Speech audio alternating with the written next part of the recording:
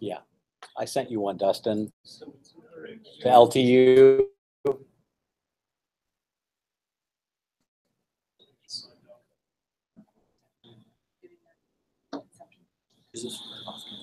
Yeah, still online. Yeah. I've never met these kids. I've never met the all virtual. Virtual. Courtney's virtual. Rash's virtual. Andrew's virtual. Rosh is virtual. Rosh is not. I've never met Rosh before until tonight.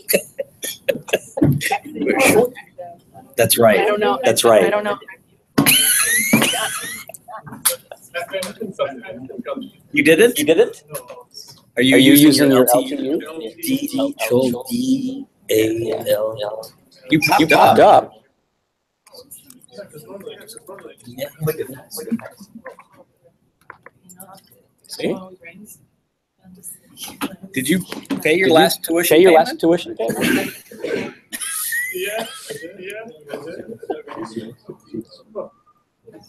Did that work?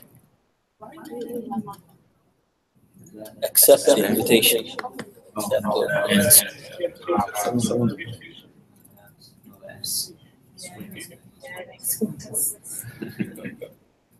Open Hangout, you will see the message, I think, and then you'll answer.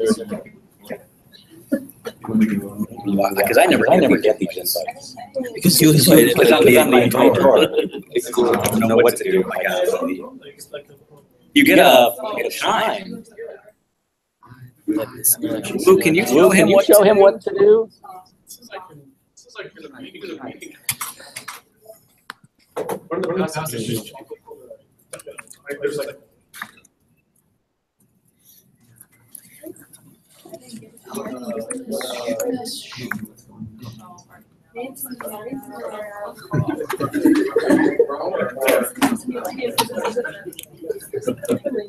Three invites now.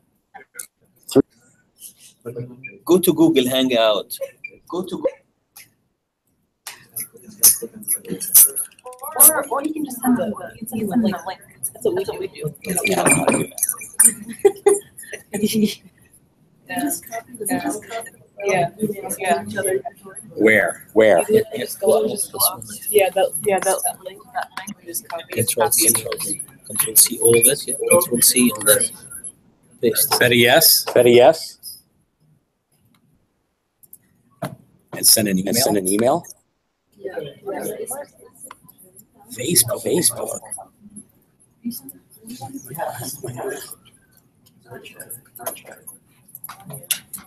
There we go.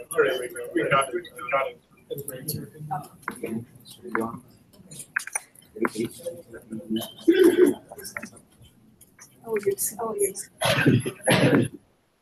He sent you the link as well. Yeah. Great. Okay. Here. He's on. All right. Okay. So you're in the classroom. But how are they going to see you're going to screen share, right? Right. What a great country. Yeah. So I think I can. There, just click screen share. Plug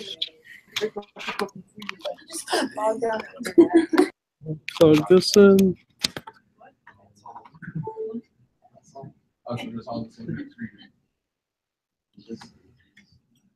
So we got that. Great.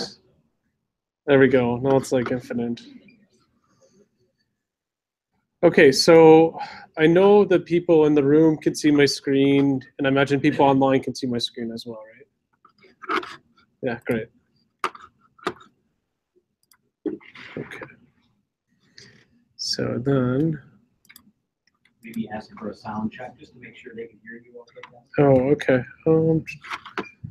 Whatever. I don't even know where it went.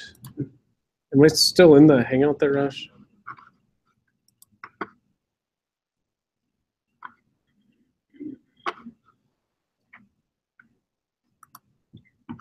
Yeah, okay. Great. Can everyone hear me okay that's online, I guess? Yeah, I can hear you. Okay, great. Okay, so I think we're good there. I'm still sharing my screen. All right, so I think we can get into the presentation. So the people that are in Google Hangout, I can't actually see the window because I've got my computer in full screen, but I imagine Mark's monitoring any sort of questions that may pop up there. Yeah, so recorded live as well. All right. Before we get into this, I should probably give a brief introduction of myself. I'm Dustin Altschul. I'm an alumni of Lawrence Tech. Got my Master of Architecture, Master of Design here. I'm a licensed architect. Did my undergrad at the University of Cincinnati in architectural engineering technology that kind of put me on this track of being an architect who tends to specialize in sort of performance-based design. And that's kind of what I'm presenting on today, is sort of using energy modeling, but in more of a design application opposed to maybe an engineering design utilization. And so what I have set up is just a brief presentation, then I'll go over some sort of tutorial essentially directly within Revit and how to do energy modeling. So we're talking about energy modeling, as the question mark implies. So before we really get into it, I just want to be I want to set up a foundation of what are we actually trying to achieve within architectural design or within an architectural design setting, such as your studio. So if we look at the disciplinary applications of energy models, we have one individual. It's called the building analyst. Can we turn off the lights in here? Because I don't think you guys can see.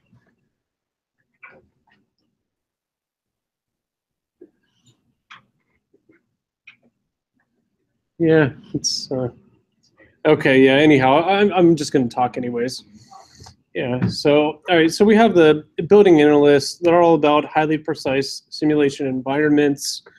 They do energy modeling of complex systems. They're interested in the 100-degree precision of results and outputs. We have the mechanical engineer that's interested in exact results for HVAC system performance prediction, highly detailed heating and cooling load analysis. So heating and cooling loads are sort of a different type of energy modeling. And then us, as architects, we're really interested in using energy models to make inferences, similarly to why we're perhaps educated in structural engineering or environmental technologies. And so we can have that foundation of inference knowledge to make informed design decisions, which allow us to have informed conversations with the project team, which consists of consultants, stakeholders, clients, owners, whoever. And then at the same time, we also want to validate our design approaches through energy modeling. So that's what we're really trying to do by introducing energy modeling to the design process, is validate our notions. I made this chart that I call the inconsequential energy modeling trade-offs. I say it's inconsequential because to really get to 100% accuracy of an engineering, of a building, of an energy model, in analysis, you really got to get detailed into system design, really begin getting into aspects of thermodynamics that really kind of lays in kind of a mechanical engineer's domain. But it makes sense. We're in architectural design. We're interested in using energy modeling for concept, schematic design, and design development, which gets us up to about 80% accuracy. Then it also ties into the actual design process. And of course, it's this relationship, right, between mastery and accuracy. So the more mastery we have over energy modeling, the more accuracy we're going to have. But then we also have to ask ourselves of, am I trying to be an energy modeling specialist, or am I trying to be an architectural designer utilizing energy modeling smartly? Because there's a compromise in terms of time and expertise and resource of time of learning things.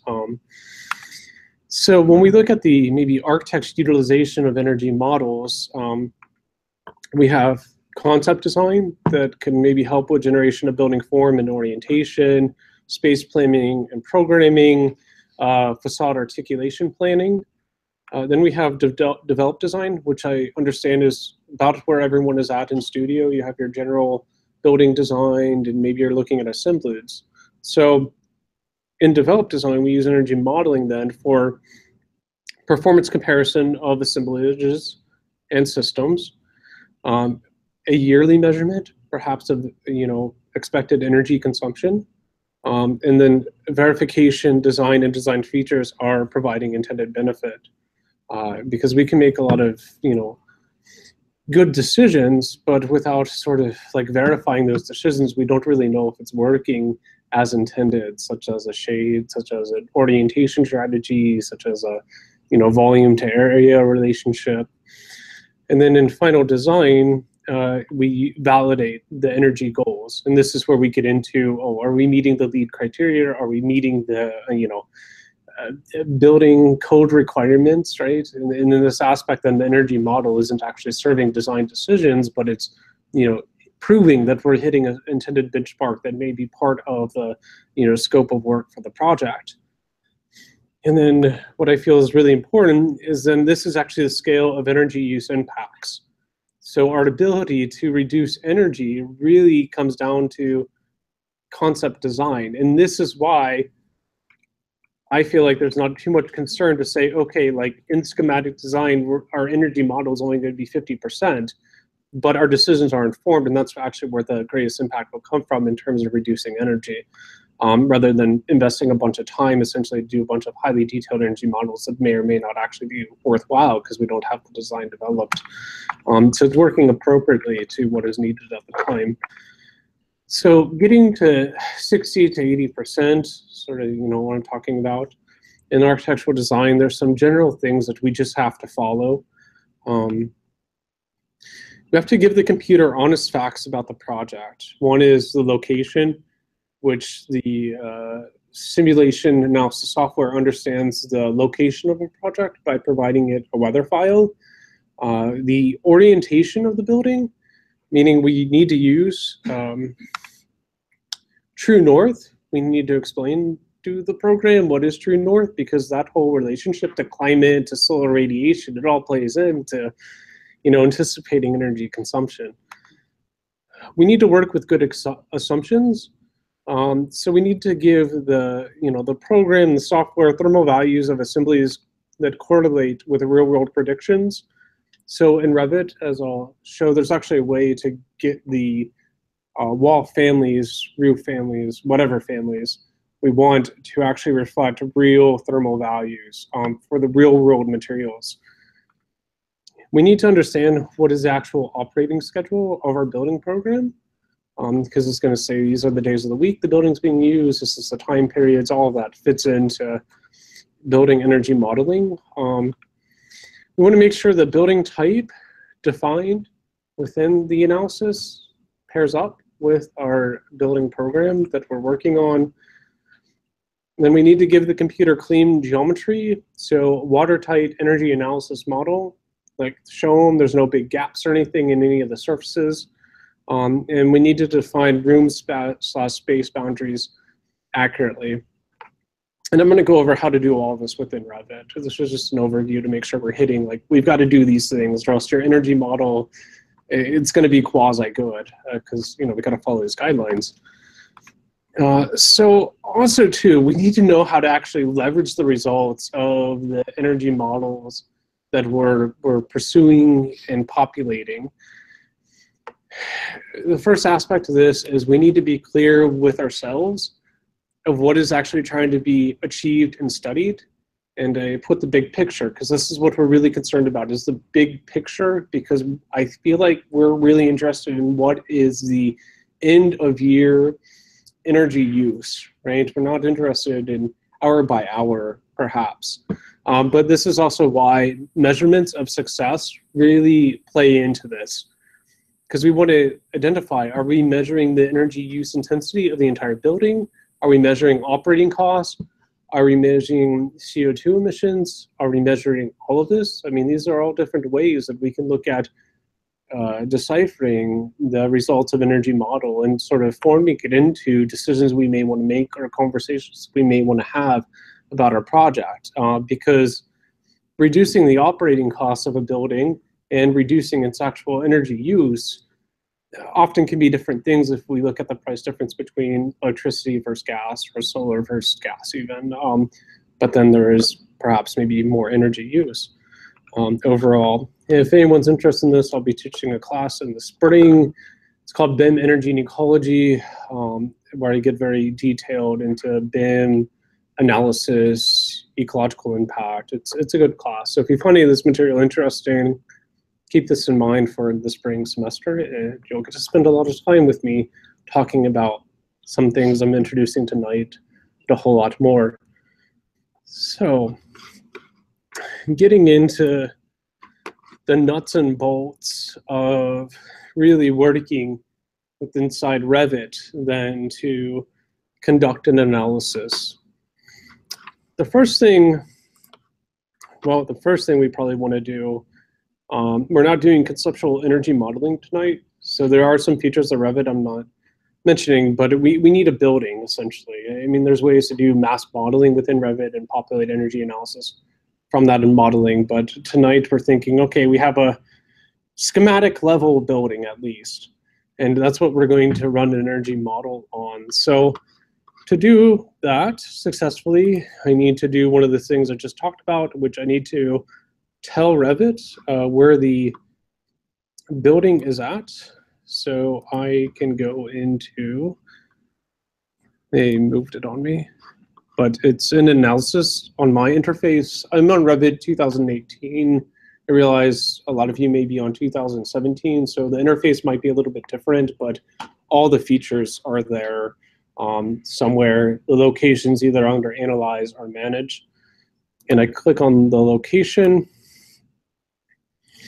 And this particular scenario, I'm looking at Baton Rouge. You'll want to put in your location. You can put in a specific address. Once you do that, you'll see a group of these like little cloud icons indicate weather files.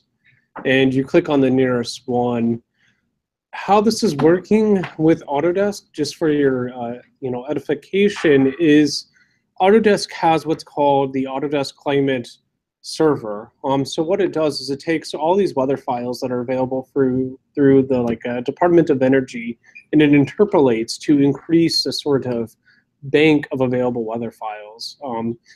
So as a result, there's a lot more weather files available through the Autodesk Climate Server than are publicly available through resources like the Department of Energy, or what's also called the EPW map. But that's how we get the location. Once we have that, we want to be sure to use True North. So in my palette under here, this says True North. So let me show you something. If I click on Project North, we can click Apply, and we see I get my building position, so it lays nicely on a sheet, just like we want to print it. But I also have the option to go to True North,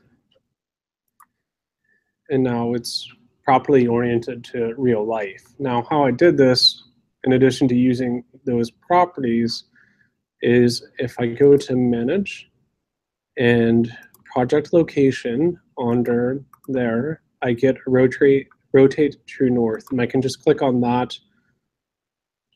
And then I can either manually rotate, or up here I can put in the angle from Project North as may be provided through a survey or what have you. There's multiple ways to rotate this building. I mean, I've got the inputs here. I've got the CCW rotation, or I just got the manual rotation. I mean, I could just grab it and twist it, and it would rotate. But this is a really important thing, that you got your orientation as the building truly lays on the site. So there's that. Another thing I said that we have to be sure to do is we need to set up our art values. So let me just look at a 3D view, because it'll be easier for me to grab the Wally want. So this can be done with any component within Revit. So doors, windows, roofs, what have you. Anything that has a material property, the process is virtually the same. The difference is if you're using like a curtained wall, you would need to go down to the panels and open that opposed to opening up the entire assembly. But I click on edit type and I go into the structure. So here's all my materials that make up that assembly, that exterior wall assembly. But the new thing that I find a lot of people aren't aware of is in here, I actually have this thermal tab. If it's not showing on your screen or in your own project, you just click this plus arrow, and then there'd be an option for thermal. When I do that, then it actually gives me access to thermal properties. This specific material already has a material assigned, so a lot of this is already filled out. But I imagine for a fair amount of you, it will be blank. In that case, you'll just click select a material. Do that again. And then this opens up another material window, but this is a material based upon thermal properties, and that's what it's lining up. It's lining up the thermal properties within other materials, with the other materials you have in your project. It's like you have the materials and they graphically look good, but they don't actually have a thermal relationship. And that's what going through the step is doing. It's creating that thermal relationship with the materials that you're using to set up your various assemblies in Revit. So I think this is, I forget what I clicked rigid insulation, I believe. And just type in insulation. I get all kinds of options. Not necessarily seeing the one I want, but I will just click this just for now, just to demonstrate, and then it would populate this. Now, that thermal library is pretty in-depth, but it doesn't have everything. I remember like last year, I was working with a student and doing an energy model, and he had like rammed earth, right? Like this is not a common material within Revit that you have the thermal properties for. So we had to figure out the sort of hand calculation, and then we could update the thermal property just for that material here for rammed earth and the number of inches per R for the R value. And then in terms of verifying the R value too, up here where it says resistance, then it's always useful to go through all these, set them up, and then do a quick little hand check just to make sure that it's lining up with what it's supposed to be. Because just because I select materials in Revit within the thermal library doesn't necessarily mean it's right. So it's always good to just double check. One of the students is asking about education in Detroit. She cannot find the education for Detroit. Oh, yeah, no problem. I can, it's in Analyze. I know there's locations in Detroit because I've done a lot of these analysis in Detroit. So. Ours in America. Yeah. Oh, is there an address on it? Or? Edward Street. Okay. John Allen Edward. Alfred Drive.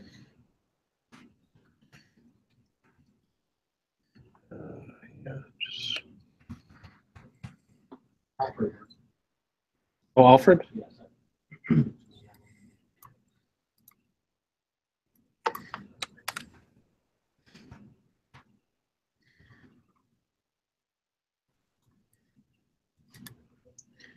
So that's it right there, right? Yep. Yeah, so Yeah. there's those three weather files. I guess maybe a sort of explanation here is you're never really going to get a weather file specifically on the site. Usually for the city. Right. Normally they're taken at airports. We're getting a little bit better because of the climate or Autodesk Climate Server, like I mentioned. But this is where it goes into as well the kind of difference maybe between the sort of architectural application and the building analyst application, because I know a lot of building analysts and they spend days sometimes custom fitting a weather file for the microclimates of that little swatch of urban area. And it just requires a lot of really advanced knowledge. And in this situation, it's like, I don't think the sort of accuracy is worth it. So we can just, as long as we're within, you know, a 20-mile radius, it should be fairly accurate for what we need it to be. So whoever's, you know, in this location having problems, I would just pick this one right here, this 42202, and that would do it. And yeah, so, all right, so in setting up the file, then you would want to go through everything that makes up the exterior and set up all these thermal values. Do a calculation, make sure your R value lines up. And like I said, it's not just walls and roofs, but it's doors, windows. I mean, literally anything that makes up the exterior shell of the building, you want to make sure to have an R value assigned to. You can have Revit kind of guess for you on some things, but I would just set them up because, you know, we're trying to do this in a certain way where you're at a kind of design development stage in your process. Once that is done, then I want to, there's two ways. There's two ways to conduct an energy model with inside Revit. One is called a room-based analysis. The other called is a space-based analysis. Space-based analysis is maybe utilized as you advance your design in complexity. Room-based analysis is used maybe for comparative studies. So I'm going to demonstrate how to do them both. To do the room-based analysis, just go to architecture, the architecture tab, and you select rooms, and you plop them into the rooms, and it fills it in with a volumetric space that it understands as a room. Now, I've already done this. It's why I've got a color thing going on and a little legend and all that. Where I see a lot of mistakes happening in this room-based analysis is, we should know in architecture, like plan is only one plane of consideration, because we also have a vertical plane of consideration. And energy modeling analysis works in exactly that same logic. So if I cut a section through my building and I'm doing this room-based analysis, I want to make sure that my rooms, so I can click on this, Revit will default put these in at 8 feet tall. But you want to make sure that your rooms extend all the way to whatever that upper material boundary is, whether it's a ceiling or a roof. I just elected to take it all the way through the ceiling. It's okay if it extends beyond. That's totally fine, because if I click on my roof, we can see that there's this option for room bounding. And that's the purpose of that option, or one of the purposes, is so that it understands how to define the room when there's a room boundary extending beyond that kind of material limitation. But I need to make sure that they extend all the way up. So one way to do it is through that manual manipulation, like I just did. Another way is I go down to my schedules and room schedule. And so I just added this parameter onto my room schedule. So fields, it's just called limit offset. Something like that. Add it there. And then I could just maybe manually input the height. This can be a lot faster if I've got, like, I don't know, maybe an office, right? Where I've got maybe, I don't know, 20 offices, all the same ceiling height, what have you. And I could just quickly go through and just update them all with a 10-foot tall volumetric space, because that's what I'm really trying to define. And then if I go back to my plan or section, the third way to kind of update these room boundaries I'm about to show you it again too, but it's called a limit. It's limit offset right here. If you click on a room, it shows it as well as a limit offset. There's the base offset and limit offset. You also want to make sure that your base offset is not only at 0, but it's associated with the level intended for analysis, which can be important. Like I've got a project I'm working on right now where there's like a lot of kind of levels stacked up on top of one another because we're building up a platform essentially. So in the analysis, then I want my room boundary to make sure it's hitting the top of that platform and not the structural deck below, which also has a level definition to it. So just be cognizant of making sure you're properly defining where the base is and where the upper limit is.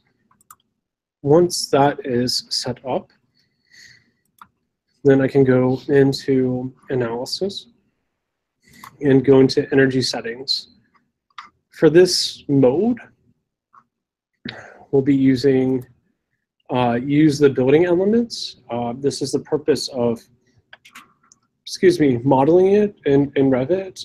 If you're using a combination of conceptual masses and building elements, then you can select the conceptual masses and building elements.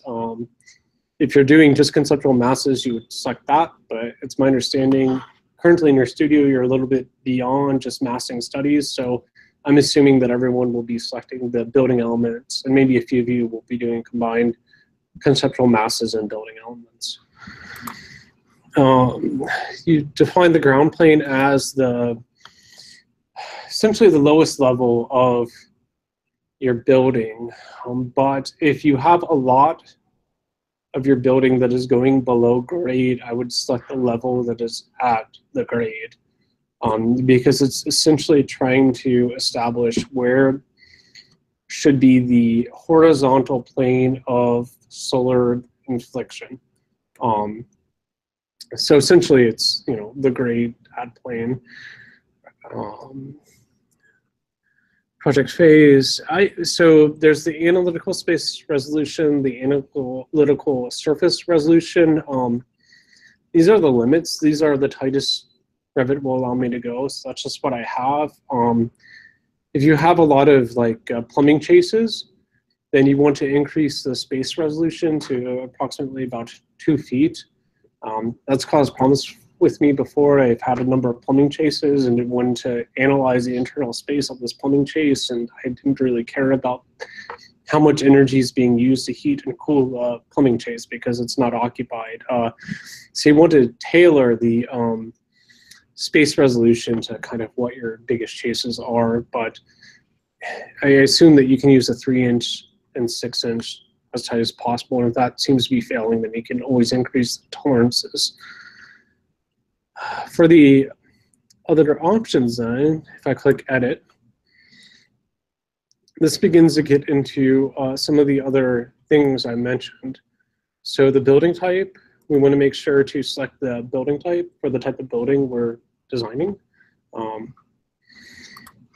For the building schedule, we want to select the schedule that's in use. If anyone's interested in kind of where these numbers are coming from, there's a lot of good help menus made by Autodesk, but essentially what these values are is the same default values considered by ASHRAE, and that's essentially what it's picking. It's picking a value from an ASHRAE schedule to assume the ASHRAE defaults, more or less.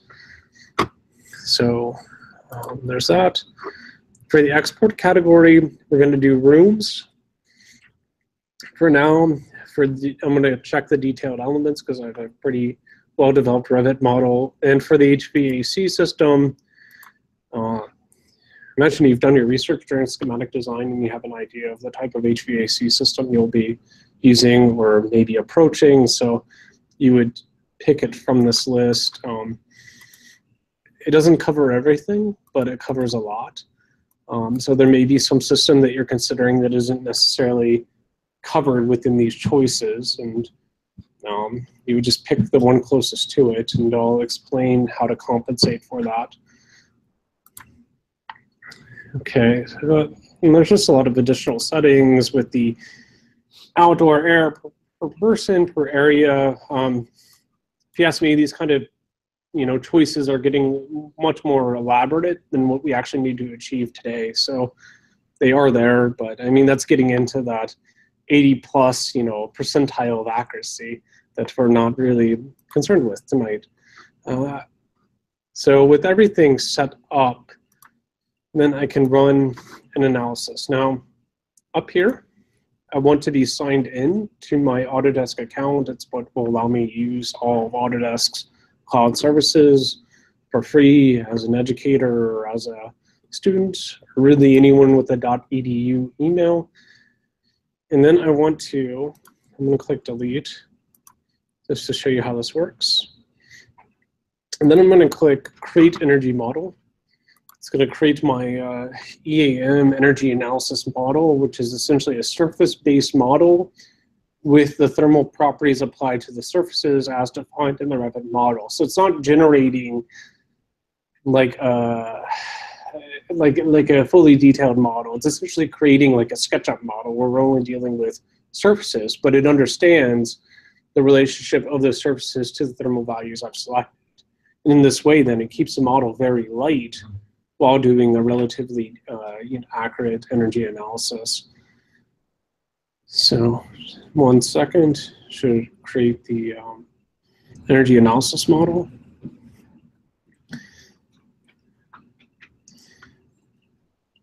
Single time.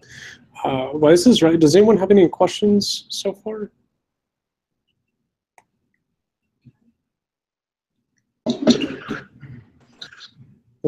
What's up? Oh, I clicked create energy analysis model.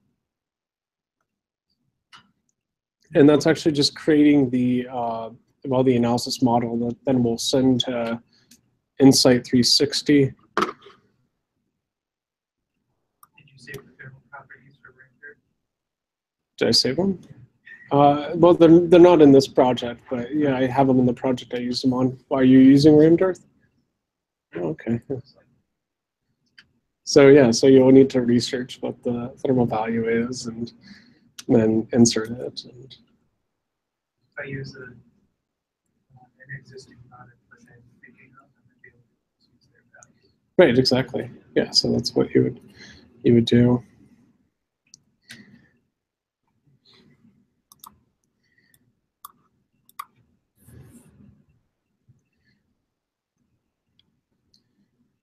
Okay, this is just kind of freezing on me, but it's okay. Because what it's going to do, it's going to create an energy analysis model, which is just a surface-based model that gets sent off for analysis. Once that is created, at the top of the Revit palette, it says there's an option to create, well, here we go. So this is what it looks like. You can do a nice visual inspection to make sure that everything's nice and tight, right? Because we want a watertight model, as I explained. And in the 3D graphics. So anything that's highlighted in red is there's air. Or no? No, there's no air. No, anything that will it highlight in red if there's air? No, you will just see gaps. You'll see like voids within the model. They used to have, well, if you're using Revit 2017, it will begin to indicate some errors. But with Revit 2018, they kind of got rid of that. The reason is because I feel like they realized it really wasn't necessary, because using a proper gapping tolerance, it would just fill those things in anyways. So Dustin, Mhm. in the lower left corner there, do I see gaps? On the extreme left? Oh, The roof line? Yeah, so that is a gap. And so that happened, thanks for pointing that out. That happened because my room boundary didn't fully extend to the roof, right? Because I took it to the ceiling, and like most ceilings and roof relationships, there's actually a plenum. And it didn't know what to do with that because I didn't like define any room inside of it. So it just said, oh, I guess there's nothing here. So in its attempt to simplify, it can very easily omit information. And then this, ties into, okay, I need to be more diligent with setting my boundaries, or I could have increased my tolerance gap setting too. And you might have caught it. So, and then in the visual properties, you can just, it creates its own 3D model view for the energy analysis. So you can just turn off all of these model categories. And then in the annotation, or actually in the analytical model, then if you just have analytical spaces, surfaces turned on, then it will show just the EAM model. Once that's done, and your model's all set up, then you can click on Generate Insight. And I already did that yesterday. So I'm just going to go to My Insights. But it will do that, and it will send it to Insight on the cloud, and then it will do a cloud-based energy model. It throws all of the projects into the uncategorized sort of plate here. I've got mine organized into the technical school, and then I can click on this, and now it gives me the energy use prediction. Now, when I click on this little orange thing, it toggles the units. It's a little hard to see, but it's going from kBTU in one instance, or USD, United States dollars per square foot. And so it's okay, am I interested in actually energy use, or am I interested in how much does it cost to run this building for a year, or the energy use per square foot? And that's what you need to make a decision about. How am I measuring and utilizing this technology to make decisions? But with the model loaded there, then I can look at and see how it compares against benchmarks. It provides me with ASHRAE 90.1, ASHRAE 2030, and then if I want to begin to do some sort of comparative analysis, so on each one of these palettes, this triangle represents what the BIM model currently is at, and that's from the Revit model. So I've got a few of these different charts because I was already looking at some different scenarios as I was setting this up. But if I was interested in, okay, what happens if I introduce daylighting controls? I can click on this. I can slide this over to daylighting and occupancy, and then I could show my drop in energy use by doing that. For example, so with the BIM model originally, it was at 37, go all the way over 35.4. And I can do that with the roof construction, window to wall ratio, infiltration, building orientation. I mean, some of these may not even be applicable to where you're currently at, because I imagine you already have the orientation set. But if you're considering maybe photovoltaic energy, then I could say, okay, if I'm using, a photovoltaic with a 16% efficiency, and that's really going to help my energy use. And it just gives a whole range of different decisions that can be made throughout the design process. I find this most useful for comparing different types of assemblies. So roof construction, I mean, what I have in the model is already generally as good as it can be in terms of default value choices. There's that. Every time I make a change in one of these, then it creates another iteration essentially in the model history. So I could go back and review what changes I made to decrease my energy use. So that is how that works. Now, doing a room-based analysis presents a lot of problems. In the projects I saw last time I was here, and in my own experience, I tend to work with a lot of mixed-use buildings, right? So if I'm only defining the room in the building as one type of use, it's already a very inaccurate energy model, because I may have a gymnasium or auditorium and some classroom spaces. So this is where you would want to do a space-based analysis. And when you do that, I'm just going to show you how to do it. Is you have your floor plan, and instead of using rooms, you use spaces.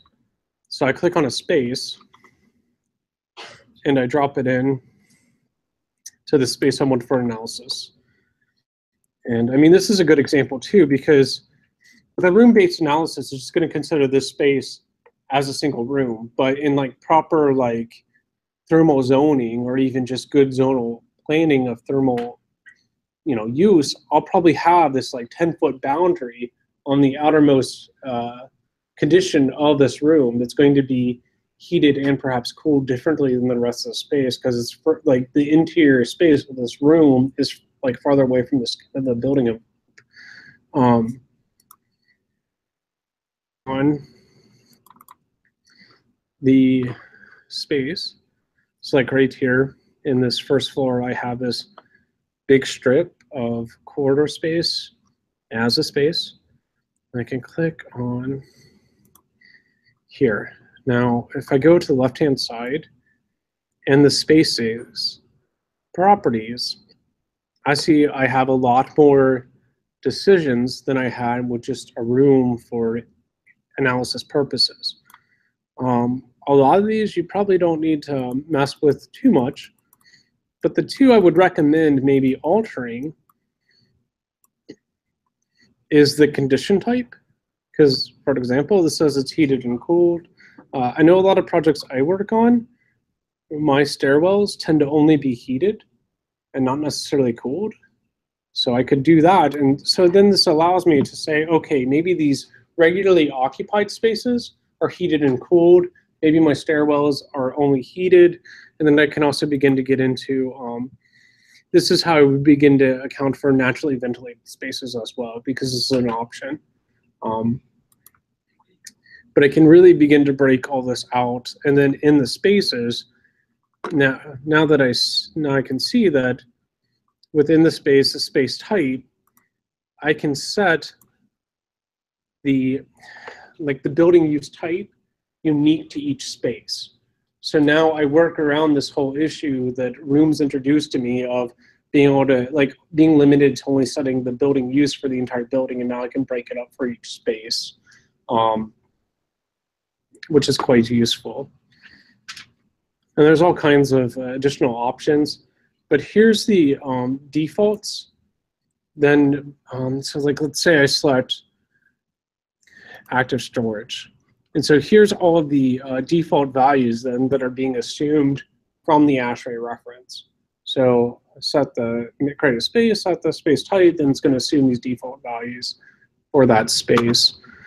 I want to set the boundaries, just like I did with the rooms. So I want to make sure that it goes all the way up. And that's the same with the limit offset.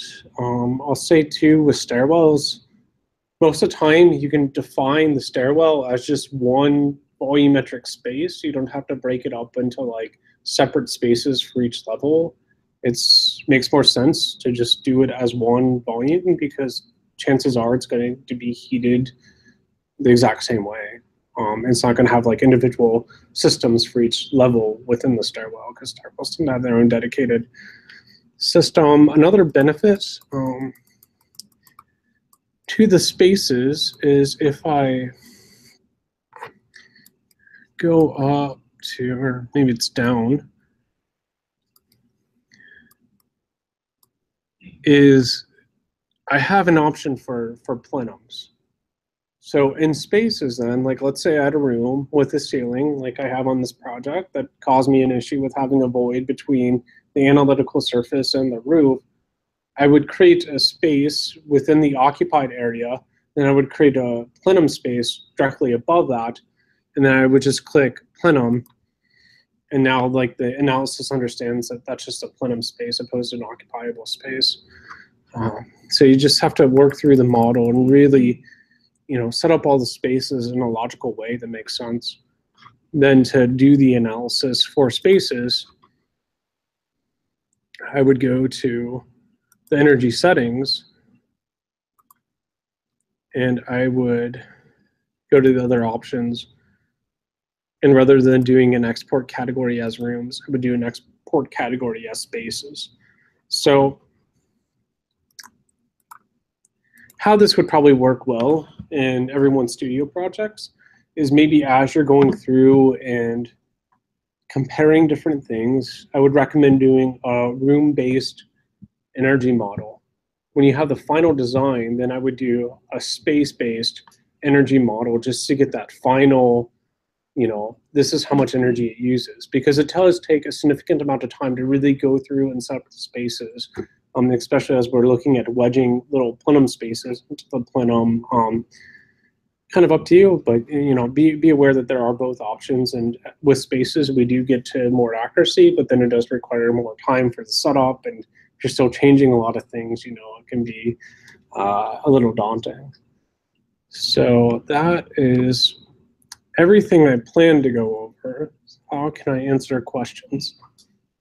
Yes. Let's say, for example, where you have a stair, if that was a room, and you added that space there, and it had, let's say it was 10 feet of the room and then 2 feet above it. You have to do 2 spaces for it to understand that there's a plenum there, or?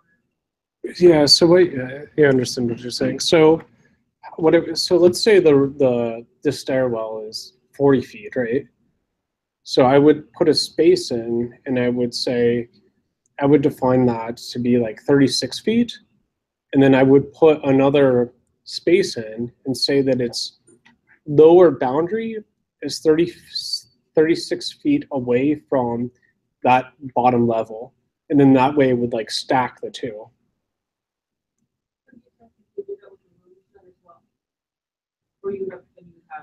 You can do that, but in the rooms you don't have a property option for plenum. So then when it runs the energy analysis model, it's actually going to try to run the energy simulation as if people are occupying the plenum space, because that's what the energy model is all about, is how do we achieve human environmental comfort. So. What if we have curved room? Where would we put the room? Wait, what's that? If we have a curved room, would we put like the space height?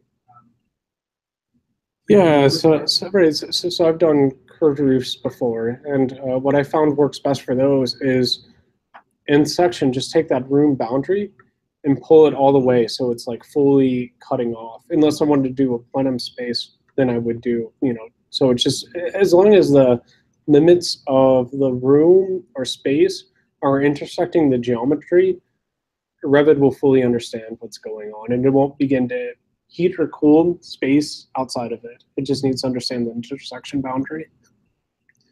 So. So did you said review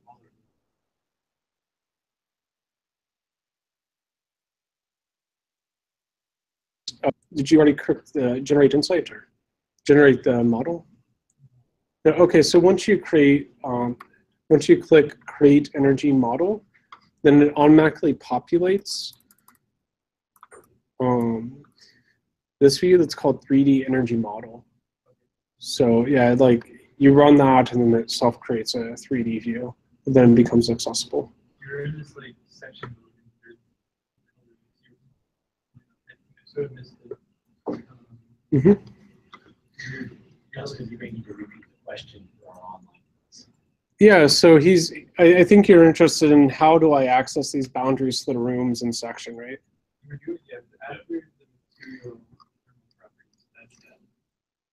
The R values or the room boundaries? Room boundaries. Okay, yeah. So how I did this is, so I put my rooms in the plan. Now Revit won't give you this color thing right away. This took a little just knowing how to utilize Revit more or less. So what I did was I did annotate. I can take this color field schedule or legend. I click that, then I put it here, and then if I click that and edit the type, well, sorry, not the edit the type, the edit the scheme, then I can do rooms based upon name. I can also do them based upon department, area, really whatever I want. Same with my spaces and HVAC zones. So that's how I got that. And then also in the properties, if I go down to the rooms, I can click on the, you want to make sure the color fill is checked on, else it won't be visible. And then something I just remembered about is in my, using the space-based method, is you can define all the spaces, and then you can go into here, and you can actually define zones. And it's how you gang spaces together, which can add a lot of time if they're all being serviced by like the same system, more or less, for heating and cooling.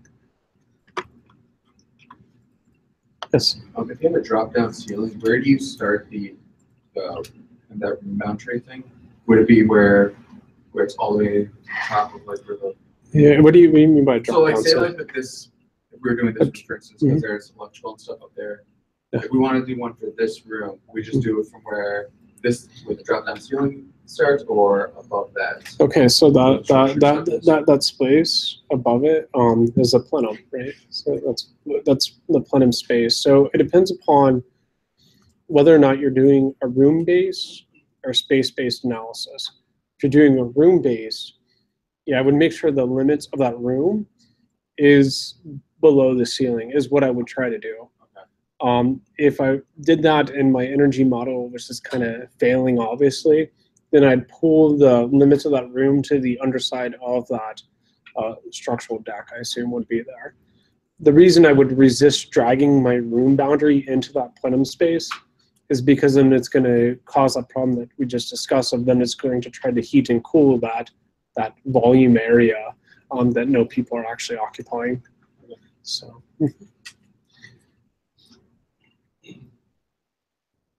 Yes. So if we do room space analysis, should we have larger tolerances in the tolerance tab? Where there was a 3-inch or 6-inch? Yeah, not really, because the rooms and the spaces are interacting with the geometry in the same way. You're just applying different properties, more or less, with room or spaces. So, I mean, it all depends upon how you're working too, because when I'm doing a room-based analysis, that's normally happening schematic design, a little bit of design development. So I will have a higher tolerance because I do have more massing objects in there, because I don't have like all of my details fleshed out and thermal breaks and all of that. But as I get more evolved and work towards a space-based analysis, then I will pull my tolerances in tighter, but that's just reflective of where I'm personally at with the actual detail development of the building design. So there is a correlation there, but it's kind of indirect in a way, I would say.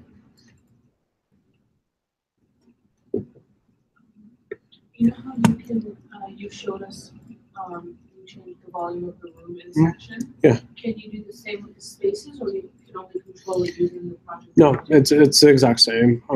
Let me see. I think I set up a section for that purpose, because I just said demonstrate is the same. Let me see. Yeah, thermal zones.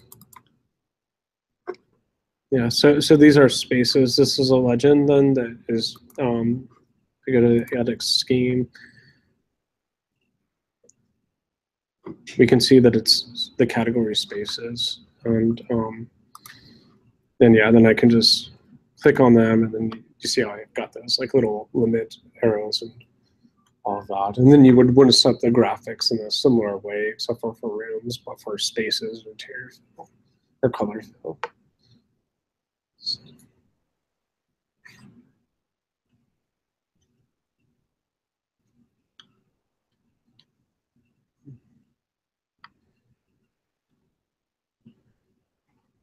More questions? Anything online? No? Great.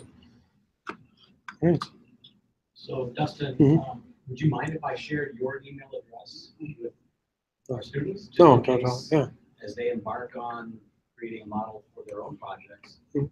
If they have questions, they're gonna get a better answer from you than me. Right. Yeah. Absolutely. So. I'll be happy to do that. Yeah, no problem. I'm happy to connect people with resources. I guess just a little bit more of a background on me too. I actually worked for Autodesk for 3 years within their sustainable design department. So I know these products rather intimately and can, provide quick answers or at least resources to answers. So.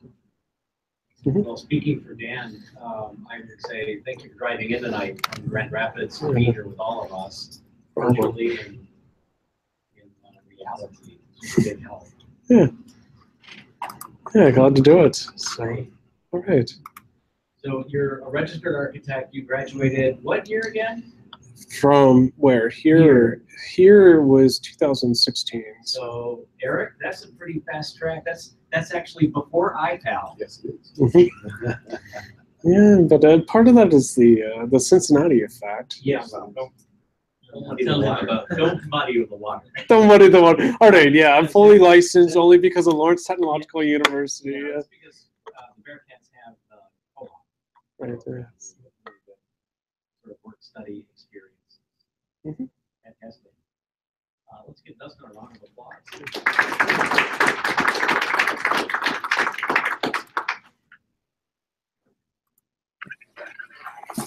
Okay, thank you, Dustin. Thanks, Eric. Thanks, Ash. So we're meeting on campus? So I'm gonna have questions tonight. Yeah, I'm second. Okay. So maybe we can just do it here, but I got to do it online. Okay. So we'll start in about Yeah, 10 minutes. Okay, everyone. Thanks. Thanks. 2016. We could probably turn the lights on. Ash, are we having? Oh, what is that? No. No. Okay, yeah, because why would Yikes. Better get started. I started already. They're like, what? I need a break, Sam. Yeah. I'll be right there. That's good.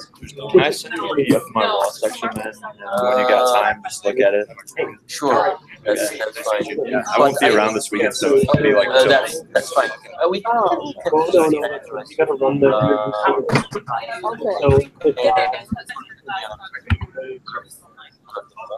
I just made it do no, that. no, 1 second. Yeah, that's all. It's not, but yeah, so what's your I was trying to just follow along, but you kept saying sunrise model, and then I was like, say that. But then this one must be different. Okay. Correct. It doesn't have features. I don't think send it to me, but I can't send it all the emails. So you have In order? That's what I mean, when you're enrolled, you have the choice. I don't know. I don't write this before online. Yeah,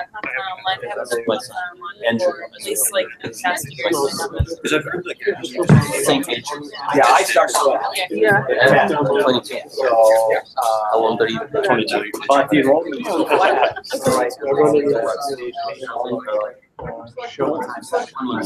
October 1st. 1 month, 8 days. No, I'm not. I just.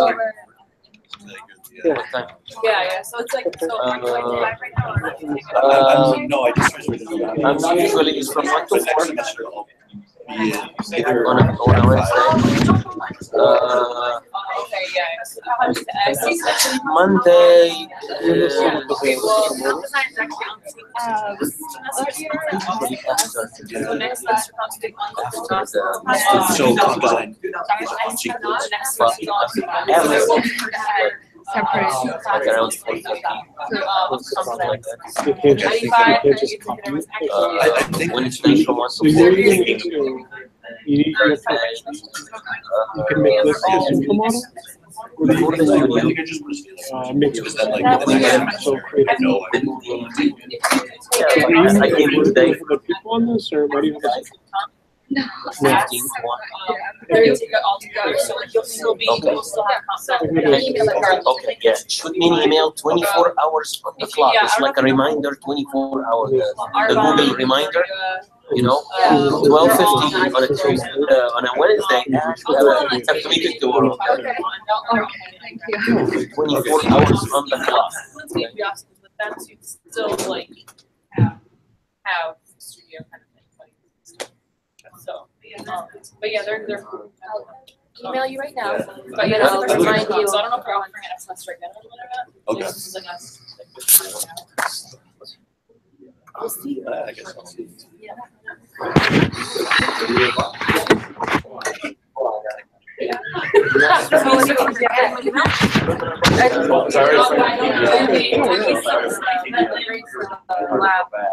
Just wanted to say. Friday, but. Yeah, you know, I think that it was sort of.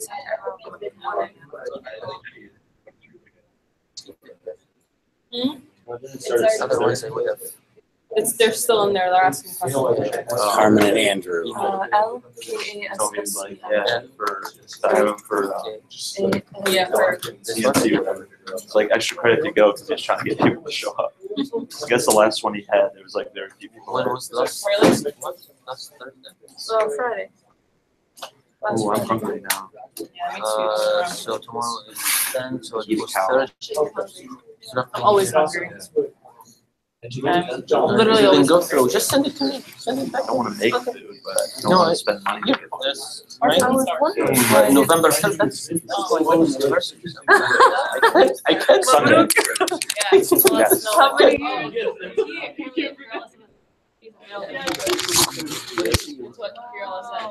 So we should email him and tell him to come on Monday. Okay. But we have to figure out what time, so I know what time. Oh, I don't know. He might confuse us more. I don't know. I know, I mean, we can just tell him it's like an Life hour. with Bo, kick him out. Yeah, and then there's like, it doesn't work. Good behavior. I'm gonna set up a class. Yeah. Once you. Chicken scotch. Yeah, just let me know what time you want to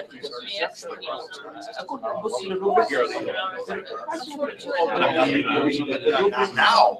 Yeah, sure. I was gonna talk to you and there's me. When I did it Friday, I've always volunteered for I did a live that. view. He's never asked me. It's, Well, that's maybe all we need to do tonight. But what I was doing with him is saying that, clearly you and I at least made that. If there's anyone else we can harvest from the Royal Oak area, it'd be great to be able to do so. I understand it, but. He had, I don't know if Frank would do it, but we could ask we him. can always find out. But he had a list of those districts that actually supplied John water to Davis. it. Yeah. John Davis is from Royal Oak. Is he really? From Kimball or Royal or from Dondero? No, he lives in. He Royal lives Oak. in Royal Oak, right, yeah. So I was but thinking he more was about- in Hazel Park. Okay. I was just thinking about those, more of us that graduated from Royal Oak. I don't know. Who was it? Haley Landis, but she went to Michigan. Brian Winkler. I know Brian well. Yeah. Brian and I were in grade school together. You were? Yeah, Which- in fact, which- I had no idea he was an architect till he was an adult. Julie Jacobowski also came through. She went through Michigan. She was two years ahead of me, so that would have been the class of '78. I graduated in '80. You and Brian were like '75. Yeah. Took you a minute to think about that. I know that Martin wants to try. We're going to try and get into Ann Arbor. Oh gosh. I mean, because of my own Birmingham Rotary involvement, I often did that at Sea Home. Okay. Royal Oaks never asked for help. I'm happy to do it. And That's what I'm about. I'm maybe speaking out of turn too, but I was thinking to Scott, if you're looking at districts and seeing which ones provide us with graduates, I'm wondering why Royal Oak isn't doing that. Yeah, so just, we can mobilize. Right. Right? So I'll press him and see. I know he's looking for ways to get, obviously, get students. Yeah, you Need it. education is business. As soon as these guys figure this out, right? I think we should have figured it out. I know, I've been saying that for years. No one listens to me. So yeah, we just need to be mobilized then, right? Thanks, Eric. Okay, good. Okay, Carmen, can you hear me okay?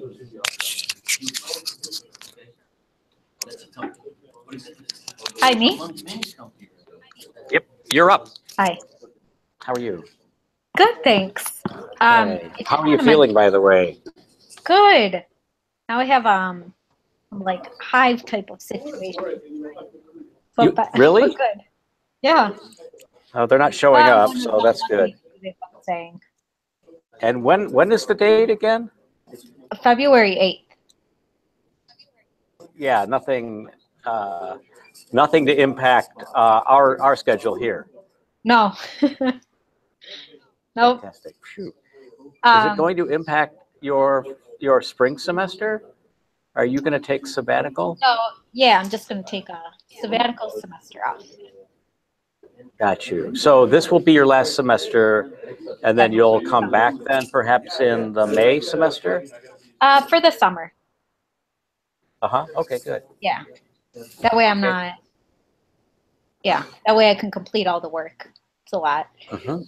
And And get acclimated to your new little present. Yes.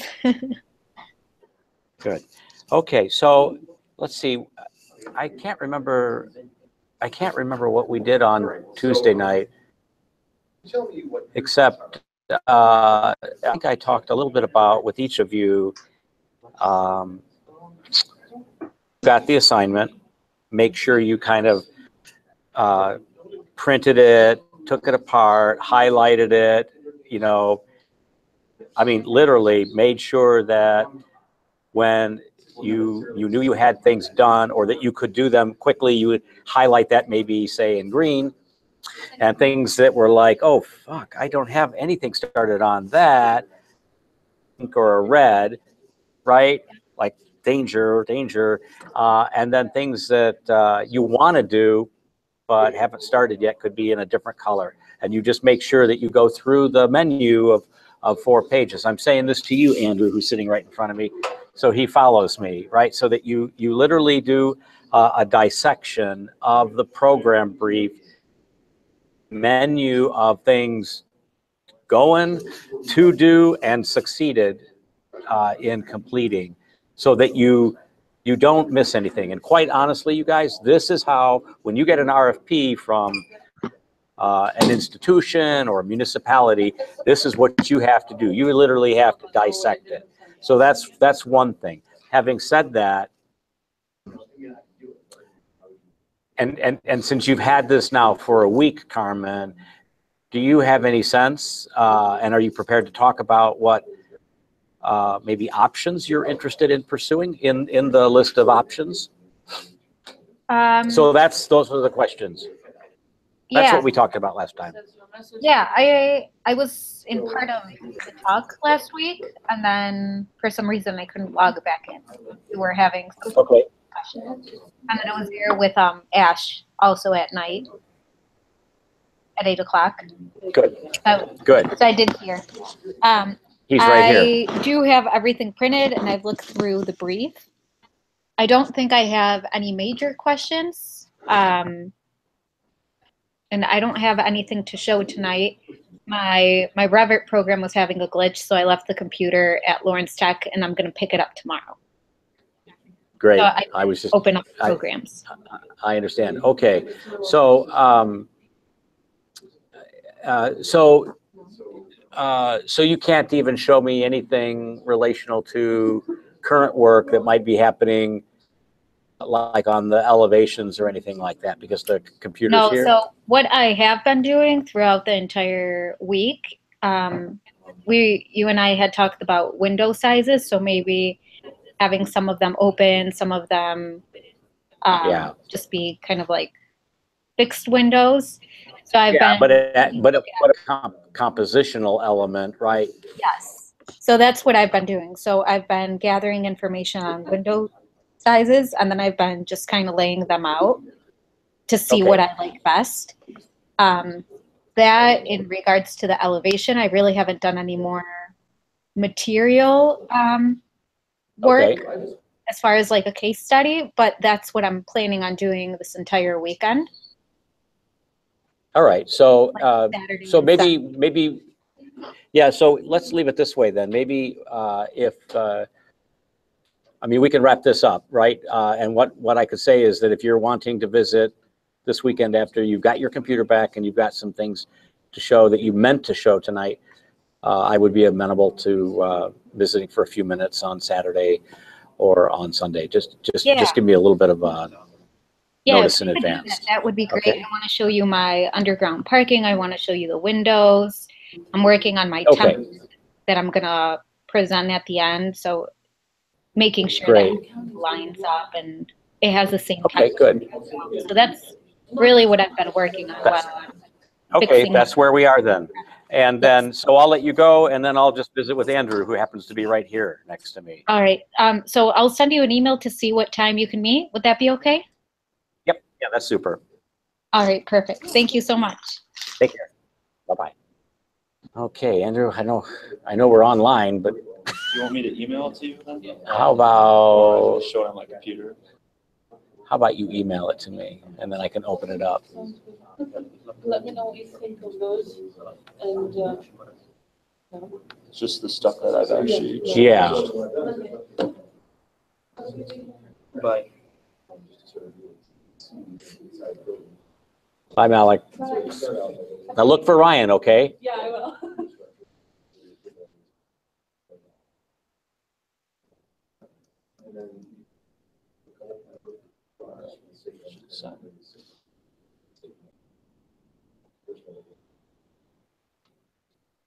Got it.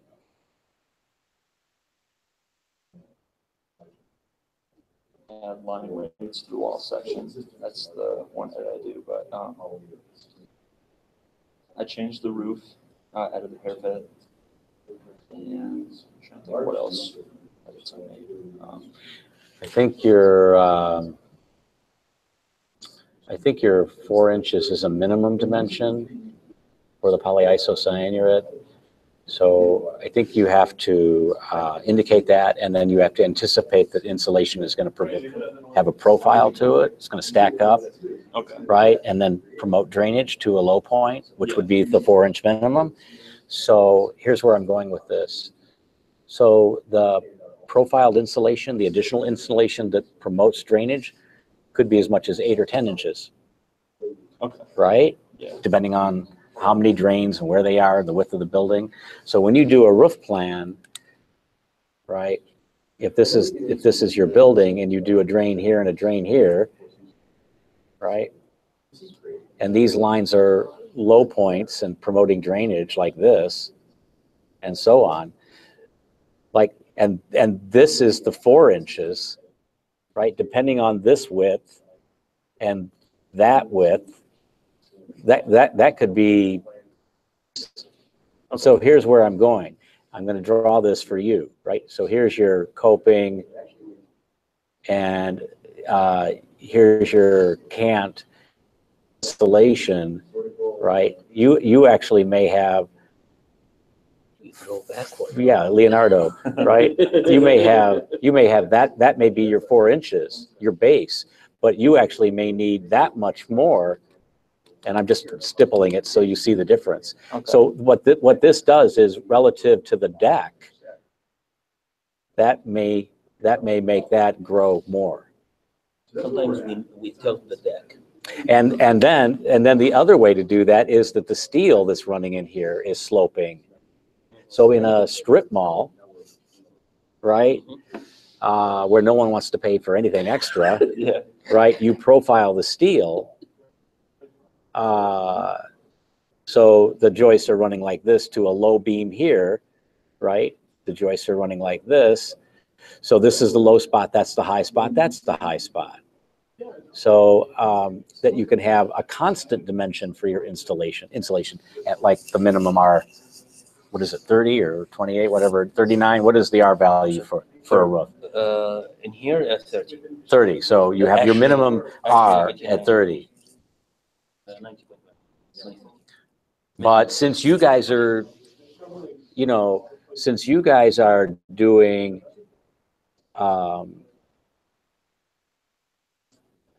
since you guys are doing like patios up on the roof, right? With pavers, pedestal pavers, right? Or Trex decking or whatever you're using, if you know, for occupancy, right? So that you can't really do the profile unless you're going to get really, really tall pedestals. So generally in these mixed use buildings, when the roof load is, when the roof is an occupied space, you do a flat roof and slight tapers. Okay. You do a flat structural deck. I don't know what you're doing. I don't remember what you're doing for that. So you want to call that out. But I guess my point is that the 4 inches is a minimum poly ISO, and you'll want to show maybe the slope roof, the built up roof, and have enough parapet above the deck to show that that roof is captured. This would stand up. This is on air. Yeah, so you're still not showing the mullion in the window. That's another issue. You know, as this wall is coming down, right, and you've got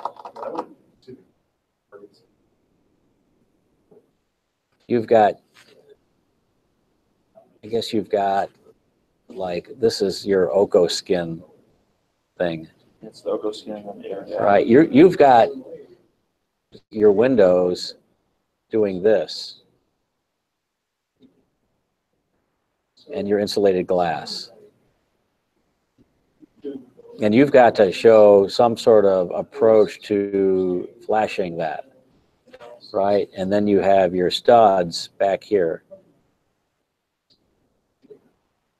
with your insulation in the cavity. Okay. You have to show this window. You have to show this window here. And then you have to tie this stud back to some other stud that's going to connect to your steel. You've got to tie it back. You got your slab. Let me see. Where do you got? I'm going to have to draw like this now. You've got your slab, and you're going to have some sort of plate steel. You're going to have some sort of tie out to pick up the Oko skin,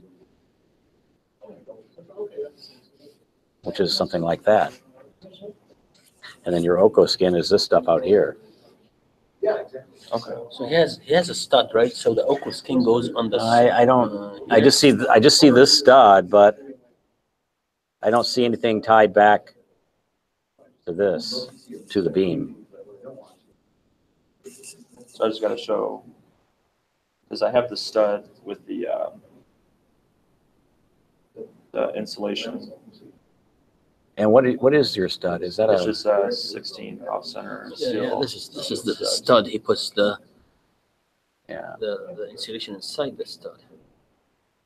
Yeah, he's right. You need to show how the stud is connected to your structure. Okay. And then the insulation. I don't think it's 2 inches. I doubt this is 2 inches mark, right? With the scale. 6. Close. Yeah, but he's got some sort of like he's spraying isonine in there behind a 2-inch insulation. Where is that? That's this. And then he's got 2 inches outboard of the sheathing.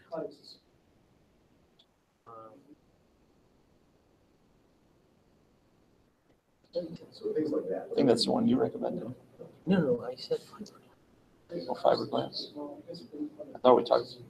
Might have said something else.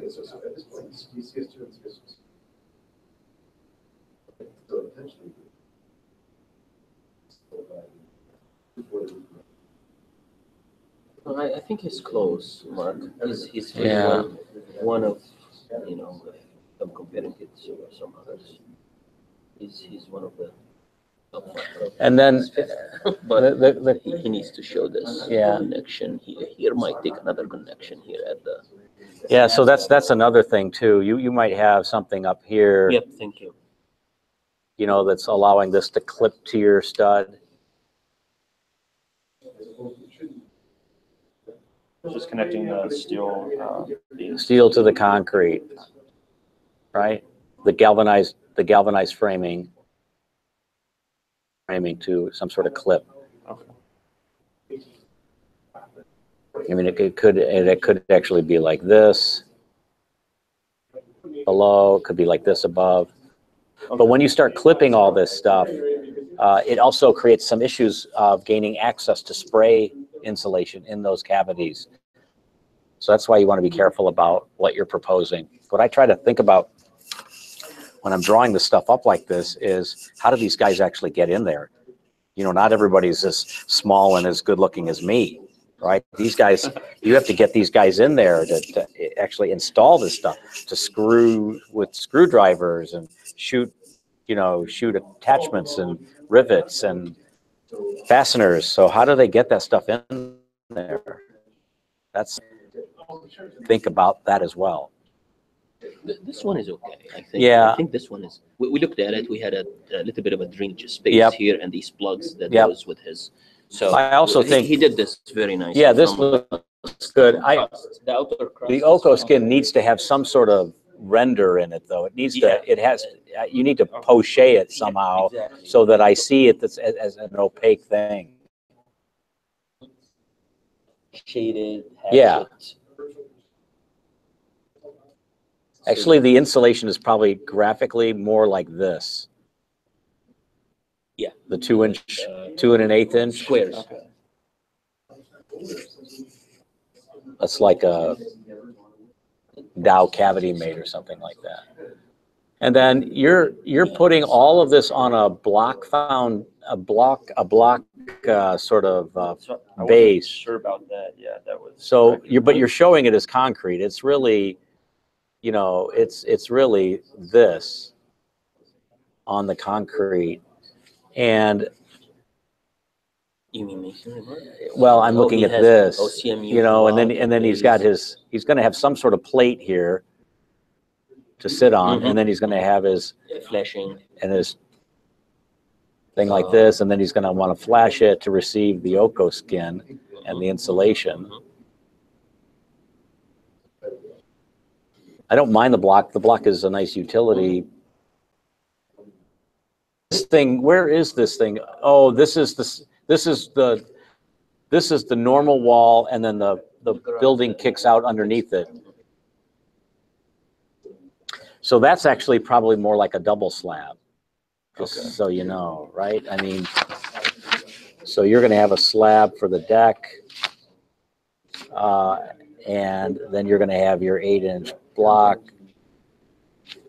and then you've got your steel here. I'm not sure how this is going to get picked up, but I think there's going to be another. I think there's going to be another slab here. If he does this as part of this concrete, this could be his beam. It doesn't need. Yeah, that's another option too. So, but Monolithic, but it has to be monolithic, means it has to be poured with the. Okay. but there's usually some sort of waterproofing in here. So this is the walk, right? And then there's another slab underneath that.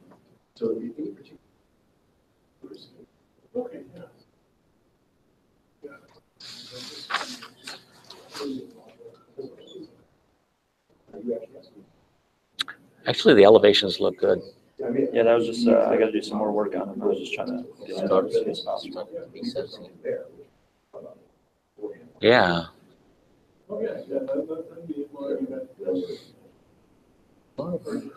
Of course, I don't talk with bosses here, but I'd love to see like a color scheme.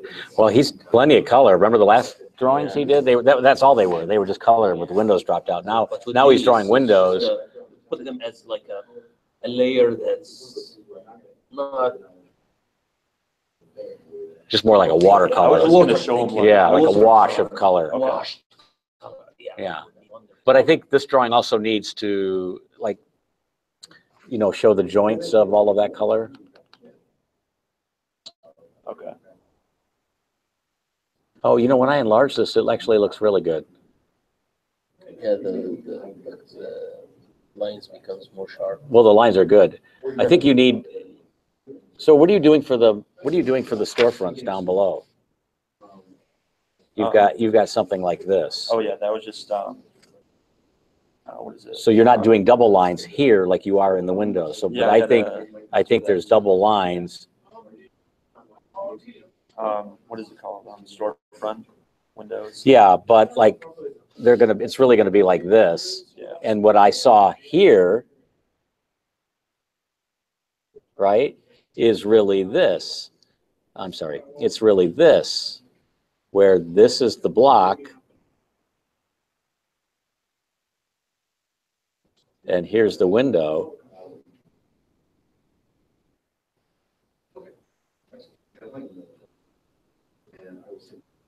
Right? This is block.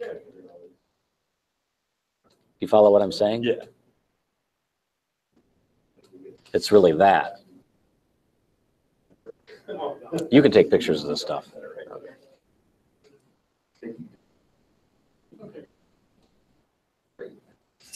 Thank you very much. And is this all metal panel? This skin, Andrew? Oh, you're doing Oko skin, all Oko skin. Gotcha, And then okay. on the back, it's just gonna be the one color. Yeah, okay. Sorry, yeah, I remember now. Love to see how this is deployed in reality. Yeah, and then when you, so the Oko skin is horizontal? I can't remember. It's vertical. Okay, so what's gonna happen over here is, and how big are those panels? Are they constant? Yeah, they're all constant. Are they 12-inch? I want to say it's 24 or 4, 6, 8? I have it down in my notes somewhere. Well, let's say they're like this. This is. Yeah, they're not, they're narrower than what I just drew. Yeah, it's like having. Yeah, but see, I think you have to show that block pony wall, that block like in your section. Okay. Right? Yeah. This thing here. Sabbatical. But you see what I mean? Yeah. So the line work that you're showing on your elevations need to have this kind of resolution, right? So that's glass. I don't like it when you guys draw that stuff, but. Bye, Eric.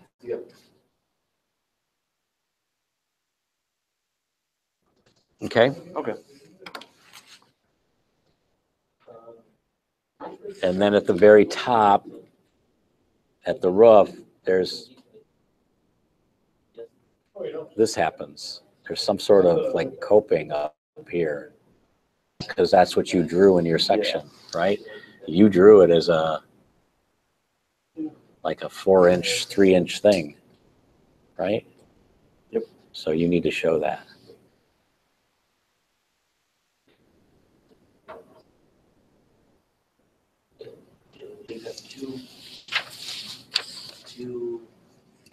Okay. And then the last thing is just the HVAC that I kind of updated. So before I just had it like how they were kind of run, but now I actually separate between supply and return. I see that. And then I kind of like. This is the ground floor that I'm looking at, the first one? Yeah.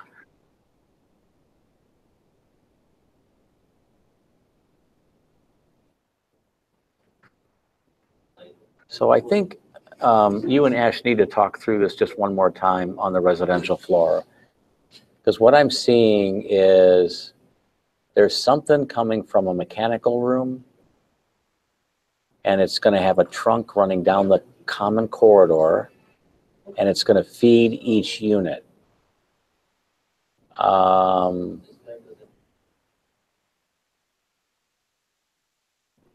separated them into 2 zones, but I wasn't sure about like how many I would need in each resident.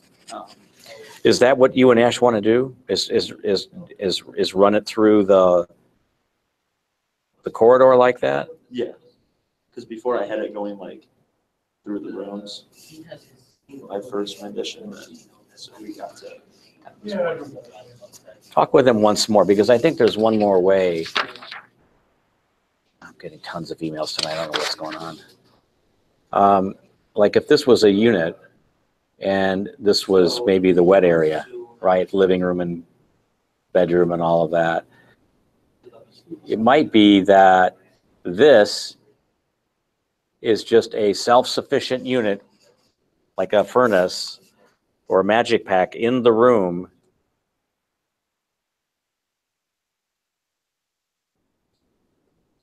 And, you know, you're going to have your kitchen here, let's say, or your kitchen here. So this is a low ceiling, and this is the bedroom, and this is the bathroom area, and this is all low ceiling. So you'd have a duct here with a grill in the soffit. I don't have a soffit here, but imagine that's a soffit. And it would be a grill, and it would be blowing heat and cool like that. And the same thing in the kitchen. It would be doing this, and it would drop a register there and keep blowing to another grill here, and it would blow into the unit like that. So that really, Andrew, it may just be that in your ceiling plan, and that in your, and then the bathroom, another, you know what I'm saying? Yeah. Just real simple, just a grill here and a grill here. If when you cut a section, you know, you have this kind of thing. Kitchen, right? And here's the ductwork. Grill, and it's blowing it out like that. So how big would that space have to be? That's like. Well, I mean, I don't know. Just like a few feet by a few feet, nothing. Yeah, I mean, you've got 9-foot ceilings. You've got 2-foot structure. Yeah. So these only need to be 8 or 7, yeah. 7, 8. You know, you don't have to make them big. I'm talking about like the room that this comes out of. So that's just your little mechanical room. Okay. Yeah.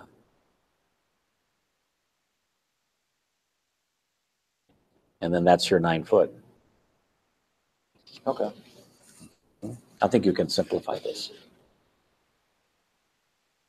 Okay? Okay. Did you think about the options you're going to do? For the HVAC? For the final? Oh, for the, oh, yeah.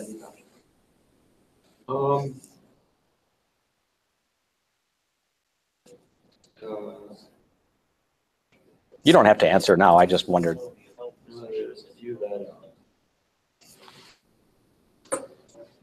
So the elevation color and texture. Yeah, you should do that. That's kind of a big deal for you. You know what I mean? I mean, you've been thinking about that for a lot. You glommed onto the Oco skin. You appreciated the color and the texture. So you should look at that as, I think that's a good choice. I can't remember one of those.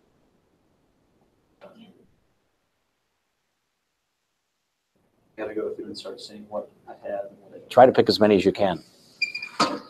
You know, you have to say, I can do this in this amount of time, right? Not going to be easy to do any of the options. Some are more difficult than the others. But some projects or some individuals may want to go for the harder one because they want that grade bump. Yeah. Right? So that's another sort of choice. Go ahead and photograph the drawings if you want. And then, so that's sort of right side up and upside down. And I'll move on to the next group. Yeah, thank you. You're welcome. Thanks for coming out tonight.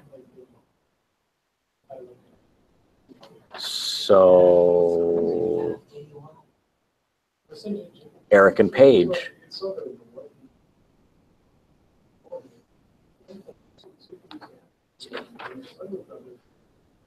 Eric, are you around?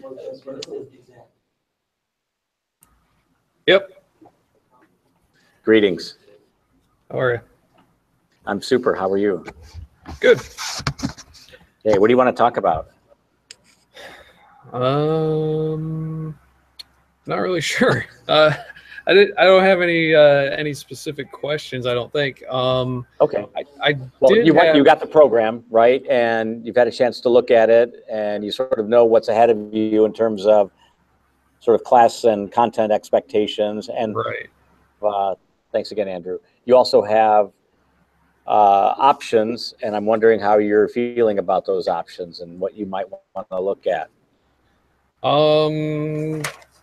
Actually, a lot of them are kind of interesting. I was looking at doing the elevation, the expanded elevation. With Yeah, good.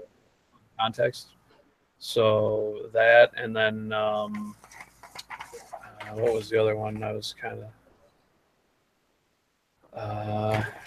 I think the additional egress plan for the lower level.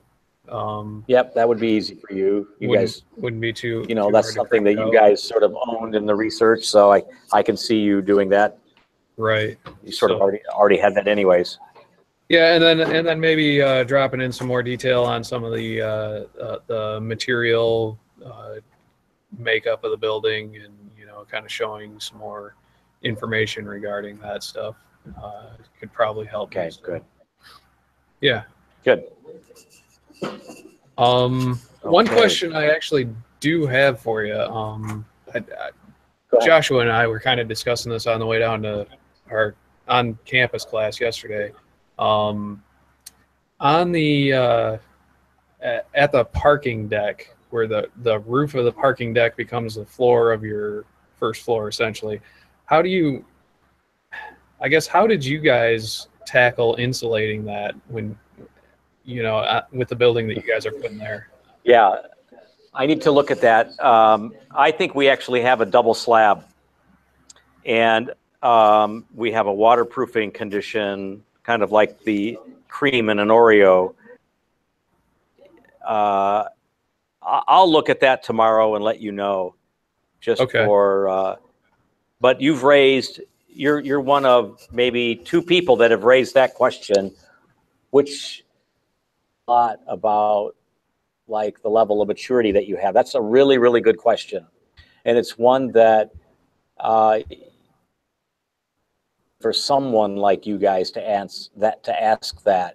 So there's a couple of ways that you do that in a traditional scenario where you might have a high first floor for retail with like tuck under parking behind it, and then you have residential above.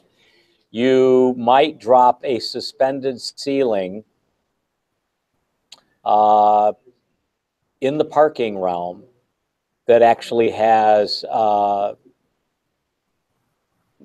bad insulation, or an integral insulation ceiling board system in its own right to give you some insulative value, so that the cold from underneath doesn't migrate up vertically, right? The floor deck.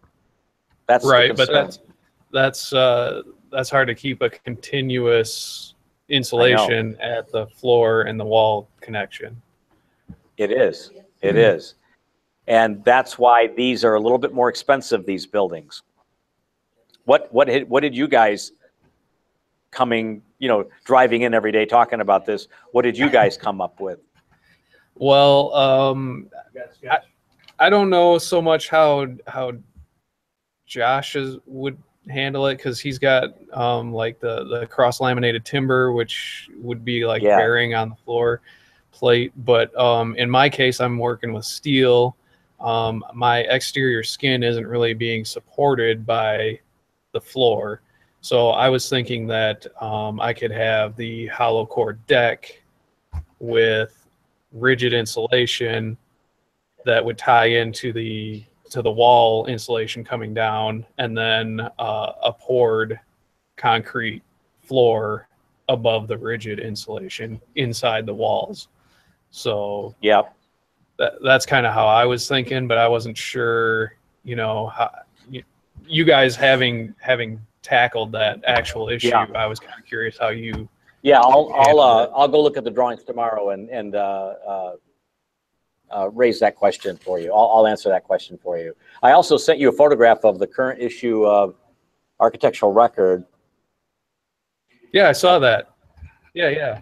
And I sent it to you because it showed me a couple of things. One is the insulation was really, really thick, and it straddled sort of the inside realm and the outside realm. I thought that was interesting. And they did that because they wanted the high R value in that wall that they achieved with mineral wool. So I thought that it was interesting from two perspectives. One, the mineral wool, and also the super thick thickness of it, which has kind of like a perplexing sort of DNA. But what I think they did that you didn't do was that the mineral wool was in the stud cavity and then attached to the sheathing on the outside. And I thought that sandwich was interesting to me. So I saw that and I said, oh, I got to send this to Eric and get his impressions. Yeah, that was interesting. I've been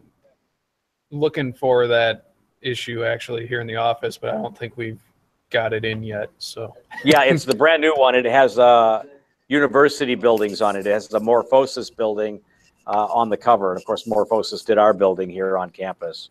Yep. But it's not a Morphosis building that I'm sharing with you. It's one of 3 university buildings that was featured, and I don't know. No, it doesn't say what it is.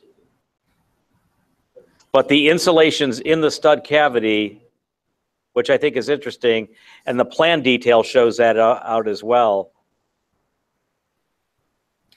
I just thought it was a real interesting condition, and the outermost film of the insulation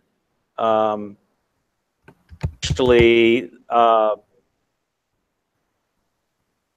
would I say this? Well, it doesn't actually, the plan doesn't seem to line up with the section. Well, I'll take a look at it.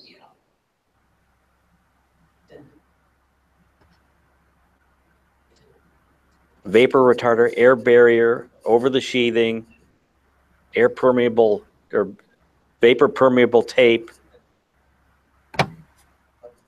Yeah, it's a pretty unusual section. Yeah, I had thought about putting someone else insulation in the stud cavities too, but Ash had seemed to warn against doing that. So I think it depends on the insulation. You should pin him down on that. Okay. I don't know that I agree with that completely. I see merit in it. As long as the insulation is packed in there. I would never do bad insulation, but I would pack the stud cavity so that there's no air, so that you won't promote moisture drive or mold growth. Right. And so if you do a mechanically sprayed insulation like isonine or more like borax, like shredded newspaper with a borax acid, like shriveled up or shredded up newspaper, then it comes out like cottage cheese, and then they screed it to conform to the stud cavity. That tends to be a little bit better. Plus, it also is fire resistant. It doesn't burn, and it's also fairly soundproof. So I think there's some merit to the stud cavity being filled, but you should talk to him about that. Okay, I'll do that. Cool. And so you guys are down here on Monday and Wednesday nights, or just Monday nights? Monday and Wednesday, yep. What are you down here for the structures class on Wednesday? What other class are you here on Wednesday? Calculus. Oh, God. That's like yeah. Molars. Oh, thank you. All right. Do you have anything else?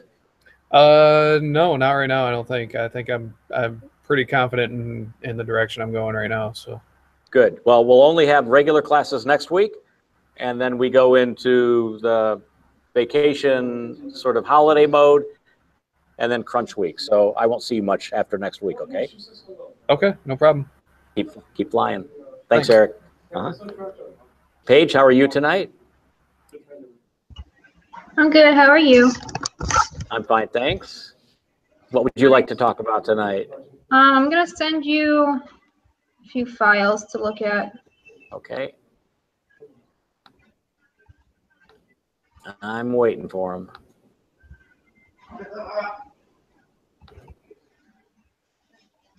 I just sent it.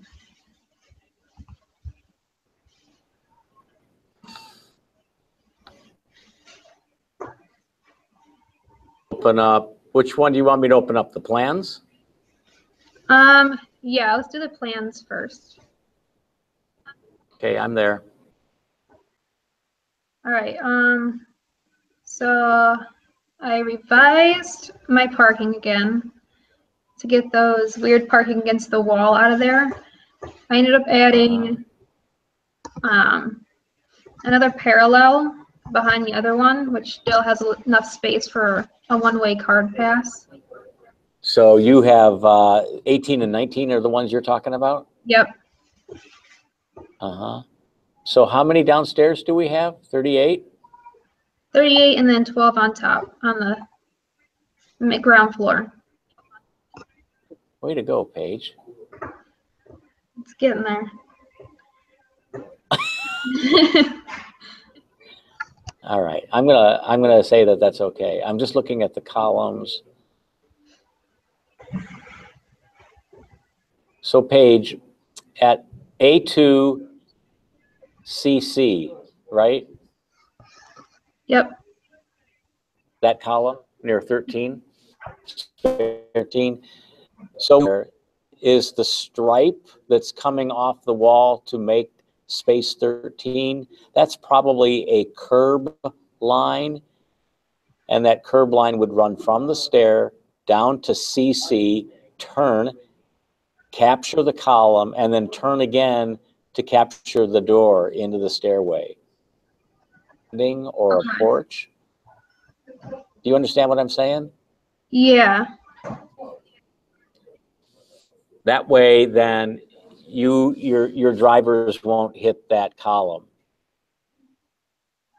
And by the way, just so you know, in places like this, the column would never. What's your structure again, please? That Connex Tech structure. Yeah, so it's steel, right? Yeah. So this like a typical column, like actually it looks like the column at EEA3 has moved.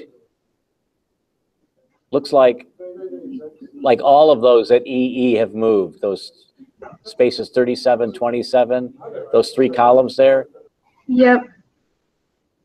Is that right?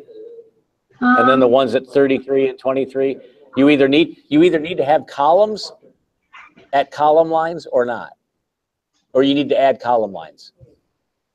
I think I need to add a column line there actually.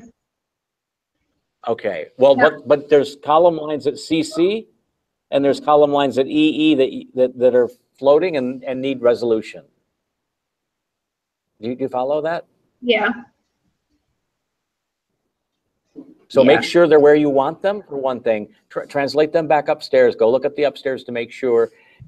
Hold on just a second.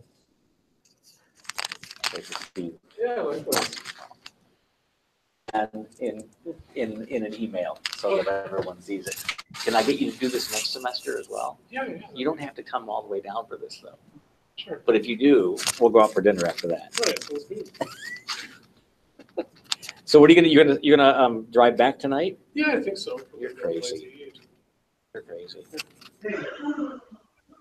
Drive safe. Thanks, Dustin. So I just want to make sure you follow that page, okay? Because you've got some columns that are floating out there, and I just want to make sure that That's where they are upstairs. And I'm looking at the upstairs plan too, and I'm still seeing some columns floating. Yeah. Like space 6. Does it not have a column there? Space 6. See the column in the lawn? Oh, yeah, yeah. Yep. So I'm gonna have to figure out what happened. Well, I'll tell you what happened. I'm looking at your plate 3. What's happening is column CC, that column line, is pertinent to the east wing. It's not pertinent to the west wing. Yeah, I see that. So Paige, what I would do is take some like imaginary scissors and cut the column lines at A4. Cut AA, BB, and CC, even, yeah, cut AA, BB, and CC on the floor plan so they don't run all the way to the west. Okay. Okay? And then you create a new set of column lines, you know, EE, it says DD, and then D8 or something like that, D9. And that's the column line for the west wing, right? That ends just above CC, line CC, because you got columns in that wall. And that's what's happening down below. Yep. So that column's not in space 6 after all. Okay, yeah. And that column is in the correct place in the parking floor. But you just need to show column lines on the left side of the sheet. Okay. So I think you're okay. But here's the thing, Paige. Problem with your columns, your column language is, I think it should say A, B, C, and so on along the top. Okay. And it should start left to right. So A7 should be A, A8 should be B, A5 should be C, and so on. Okay? And then GG should be 1, FF should be 2, EE should be 3, and so on. Then when you've got a column like at CC or just above CC, then that's really more like 4.9.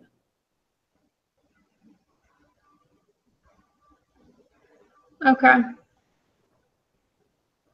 I want to make sure you're getting what I'm saying. So you want to be, so go ahead. For the west wing to label those columns, it should say like 4.9. 1. It should be 1, 2, 3, 4. It should be 1, 2, 3, 3.1, 4, 4.9, 5. Because you've got some columns that don't have a line. Okay.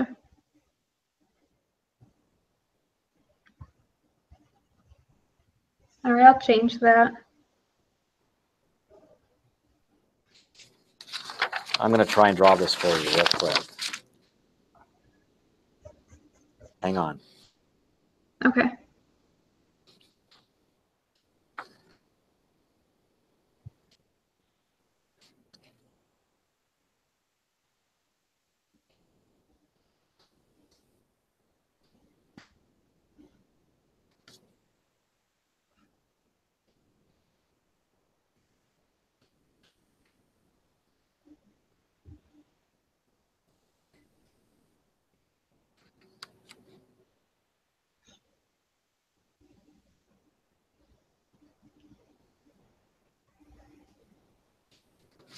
Okay.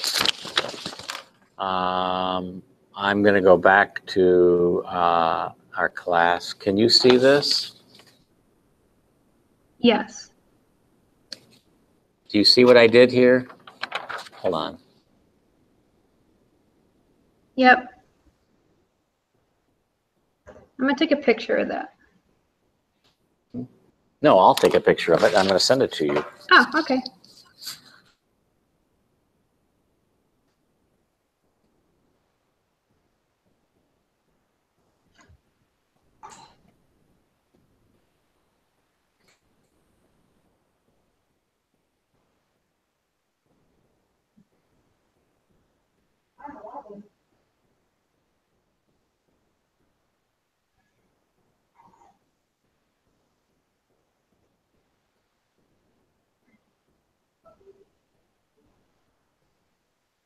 Okay, it's on the way.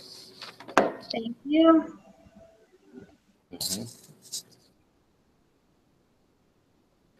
Okay, so I feel parking floor.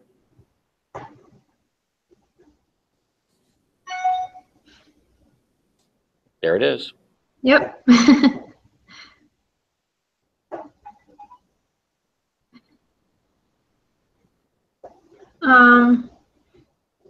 How do you feel about the rooms and the corridors in the ground floor?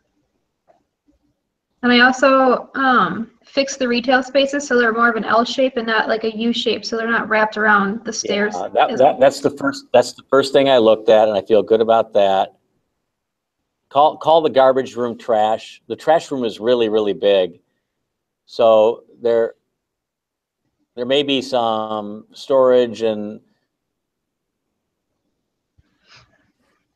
maybe bike storage could be here. Do you have their bike storage anywhere else? I have storage on the west wing, but I don't have it labeled as bike storage. But I could but maybe include bike storage. maybe bike storage could be along the facade and allow some openings into it. I'm still not sure how I'm getting into the office though. Through the lobby, you enter the lobby and then go into the office. Should I have I come in through the corridor into exercise. How do I get into the lobby? I still don't get how do I get into the lobby? I have an opening. I don't have a door, I have an opening. Oh. And then there's a door to the office in the lobby. So there's some, it's kind of weird titles. Because it's not really it's not really a corridor.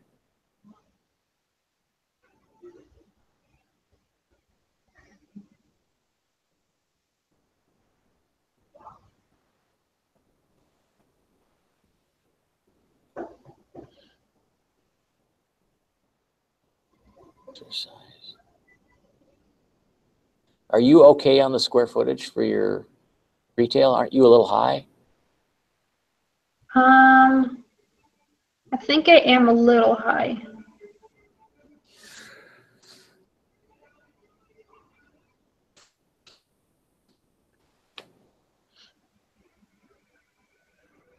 A lobby is usually the room that's not a room, it's just sort of a room before.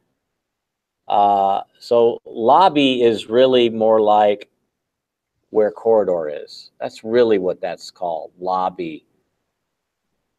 Okay. And or vestibule. And then lobby, as you've got it called, is really more like reception. And then there's office. And it's really more like a leasing office, correct? Yeah. And then break room, what's that? Isn't that more like center? It's for like employees. Who's working there? I'm not sure. Not the employees of the retail. No. Yeah, I think that's more like a conference room for the leasing. Okay. Right?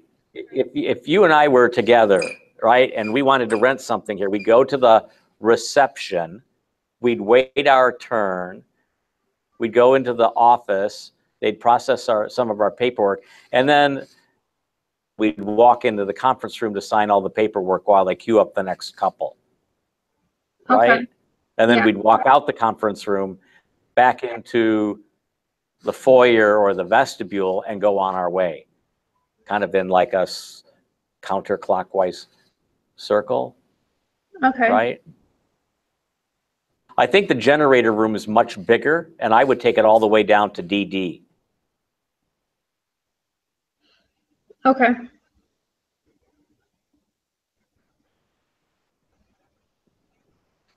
I would actually take it all the way over to A6 as well.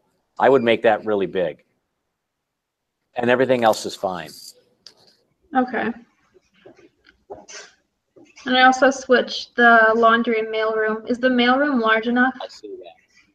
Yeah. Okay. But like, I'm still not following what's happening there. Like, how do I get into the building on the east side? I removed that because I wasn't sure if we would have 2 openings, but I can easily add that back in by extending that hallway and taking out some of the extra retail space. Yeah. Yeah. What's the room next to the stairway? Like a storage closet for like janitorial. Uh-huh. I would get rid of that. And I think I would line up the wall that you're going to extend to the facade and create a new front door on John R. I would make that wall line up on CC. Okay. And then you don't have doors out onto the street. You have, for the mailroom, they come in off of the hall. Okay. All right. Okay, I'm going. And then at space 6 and 12, you're going to have a little bit of a backup area so that if I'm backing out of 12, I can, you know what I mean? I have a little area where I pull into it and then straighten the car to go straight out. So it looks like this. I'm going to draw it again. Okay.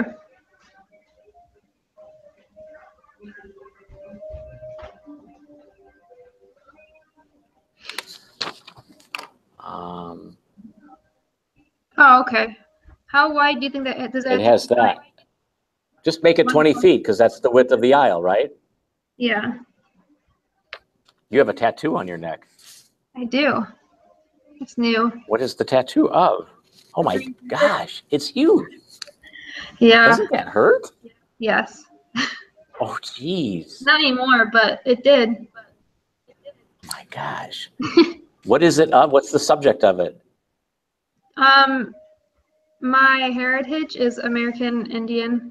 Are you? So, yeah. And I'm also Canadian, so it's a weird mix. That's why I'm so pale. So you're Canadian, but you live in the States then? Yeah. Awesome, awesome. And what tribe is your family heritage Cherokee. associated with? You are? Mhm. Awesome. Yeah. I think of all the wonderful students I've had, you are the first American Indian student I've ever had that I've known about. Yeah. Wow. Yeah, I think my great grandma How was full-blooded American Indian. And where in Canada is your family from? I think it's around the Quebec area. Have you been up that way? No. Nope. Yeah. You need to go up and visit Lynn in Ottawa and then take the train up to Quebec, right? Mm-hmm. Oh, how cool. Okay. Yeah. Okay. Now, I don't think I'm going to have any issues with the units. Yeah, and I also took the balconies and extended them all to the column, except for one of them I was having trouble The top with floor. the way. You didn't do it between A2 and A3. Let me see. Yes, that was On the one I was having Alfred. trouble with that I wanted to ask you about. The way that the unit is set up, it'd be a really small cubby area, and I didn't know what to do. Oh, I just make it solid wall. Okay. I wouldn't create a storage opportunity or anything like that. And okay, that'll work. Yeah, I think it's more important to unitize the balconies. Okay, I'm going to open up the other PDF then. Okay. Those are my sections with my materials in them. And I'm still trying to figure out just to make it a little more interesting, I guess.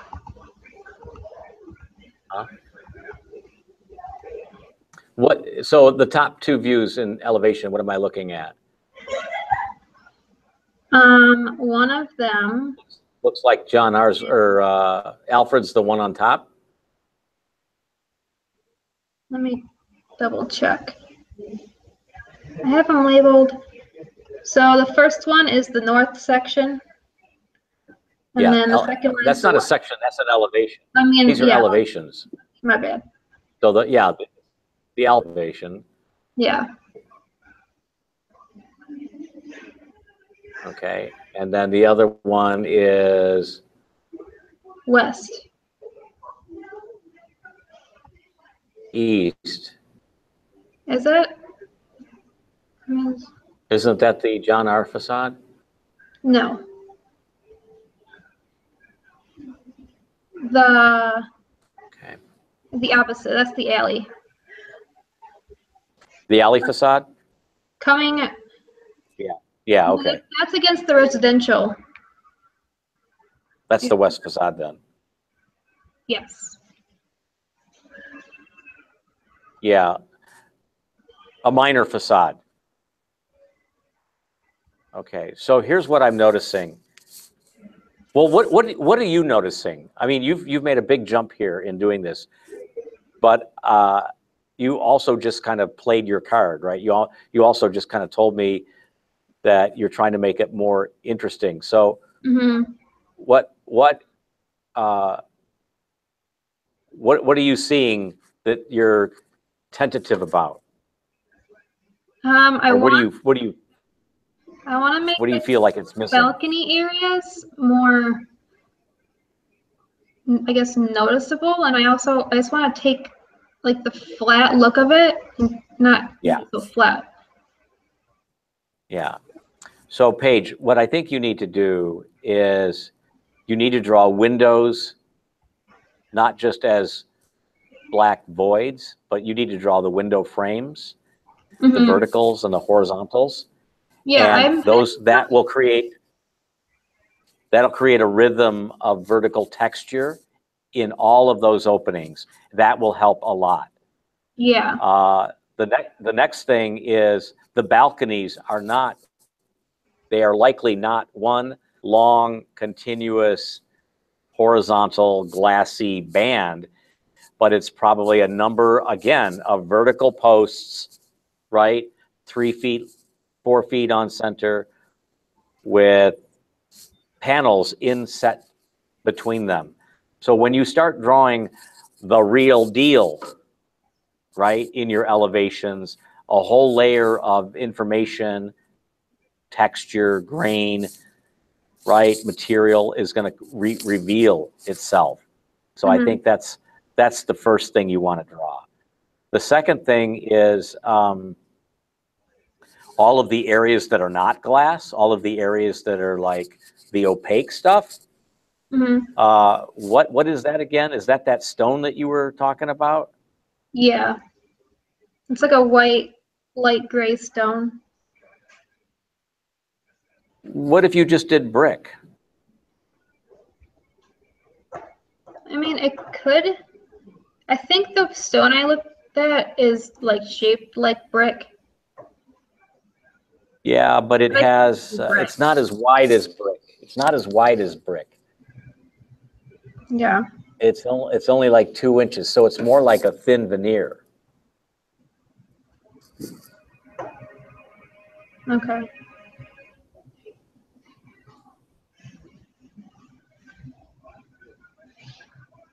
And you're kind of,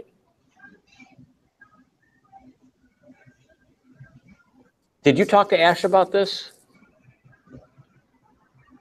About what? The wall sections? Not yet. I'm waiting to set up an appointment with him. I emailed him earlier.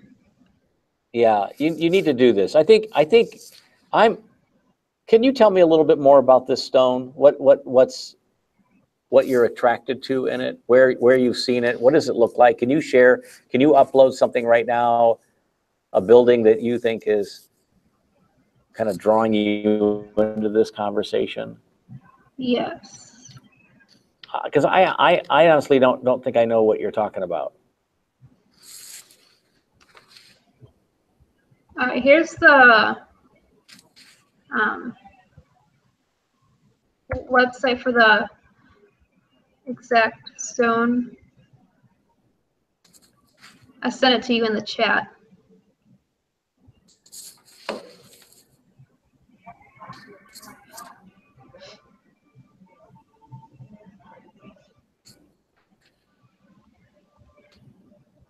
Hold on.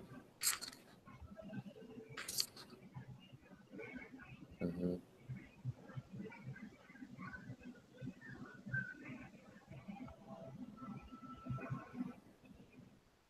Yeah, I'm nervous about this. Is really good for buildings like the Our House retail store that we're talking about. Mm-hmm. I'm not sure that it's good for what you're doing in a building like this. How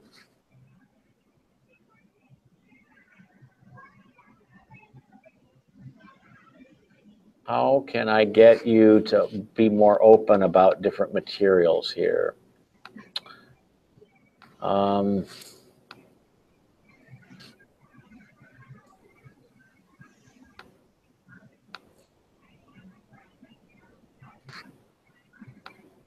I am going to go back to the research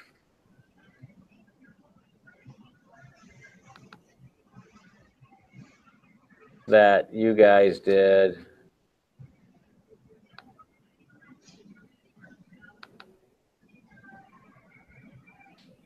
Module 1.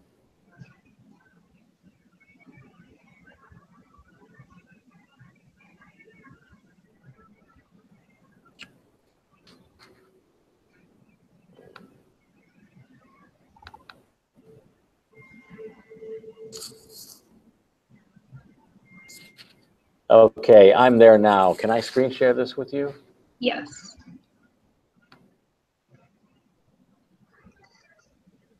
Wait a minute.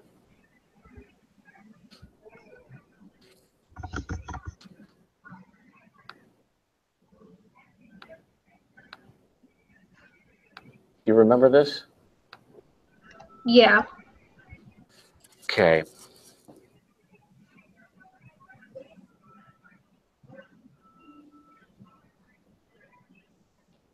Oh, there's not money here. I thought there were more.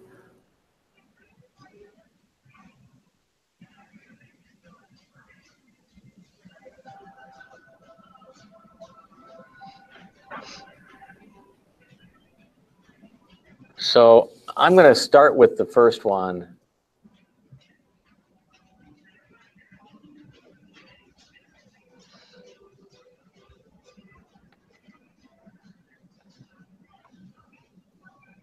This building here, can you see it? This is just a typical mixed-use building, right? You probably have something like this down where you live. But do you notice the verticality of the thing? Do you notice how there's an awful lot of glass? So there's a white sort of note that's being played. There's a glass note, and then there's a brick note. Mm-hmm. There's stone at the corner. and the stone is large in scale, large in format, and it always holds up brick, right? Yeah. So the brick is a real brick veneer, and the stone is real stone veneer, and that stuff's like 3 5/8 inches thick.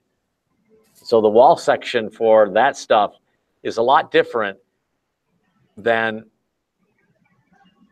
the stuff you're showing. Mm-hmm. And the stuff you're showing, I can't follow the notes because the notes aren't linked to an Oh yeah, a I'm still leader. working on those. It's But basically the same thing as my the last. orange is the orange an insulation? Yeah. Okay. So what's really going to happen, Paige, if you went with real stone and or brick, is there's going to be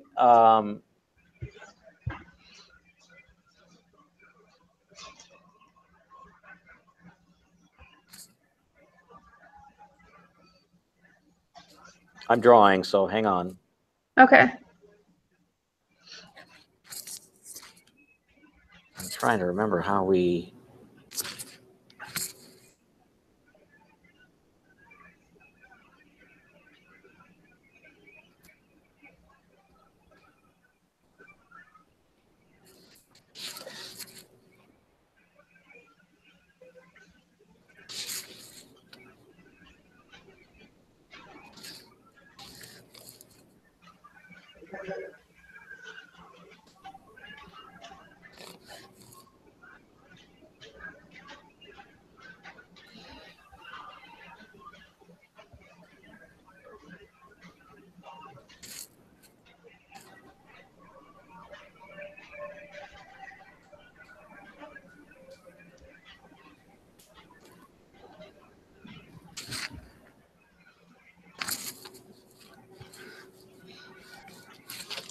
So it's really going to be more like.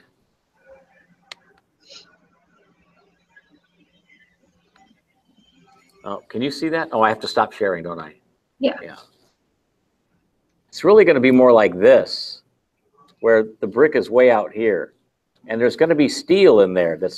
So there's steel here. There's going to be steel up above to pick up the floor. A brick building actually, a stone building actually has, a stone veneer building actually has a lot more steel in it, because steel and brick move unless they're anchored to concrete masonry. So I think, I think you need to talk a little bit more about a masonry veneer building with ash, because the building expression that you've got is actually pretty handsome. And I think those light gray panels that you have in your rendering could easily be like a warm gray or white brick. So I'd like to see you maybe approach your skin that way. You can still do the the 6-inch studs. You can still do the 5/8 sheathing. You can still do the 2 1/8 inch like Dow cavity mate insulation, the 2-inch air gap, and the 3 5/8, 3 5/8 stone or brick. But doing brick, which is a constant veneering system, allows the joints to be controlled. It allows you to rotate the brick to go this way, for soldier courses, or this way for roll-lock courses at windows. Good brick building, those are the things that you see. You see headers at the top. You see sills at the bottom of windows. You see brick meeting brick. You see running bond patterns. There's an awful lot that you can do with brick. And if you've been by the new arena that we did, which is a series, right? If you just drive down Woodward, get out of your car, and stare at the brick facades, which are broken into components like you've got, you can see that we actually treated them in a number of different brick choices, stone choices, and metal panel choices. Have you not seen the arena yet? Not the arena, no. Well, you can go look at it online and see. You don't even have to drive there. Just look at like the Woodward facade, which will always have like the new queue line running past the building.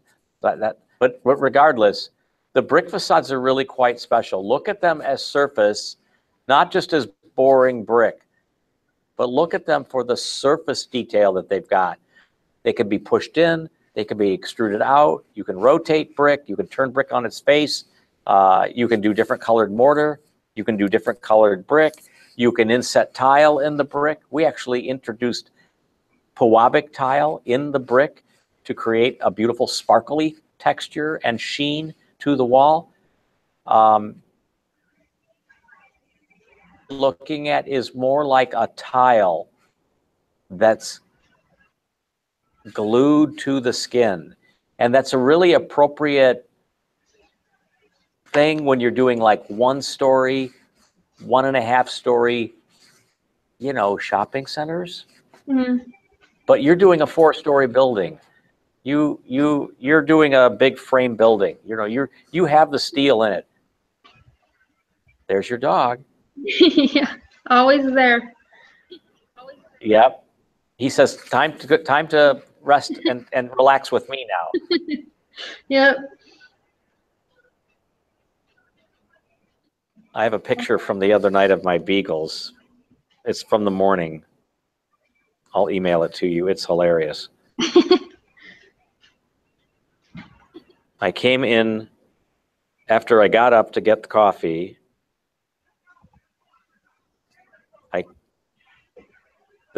The light was on. I walked into the bedroom.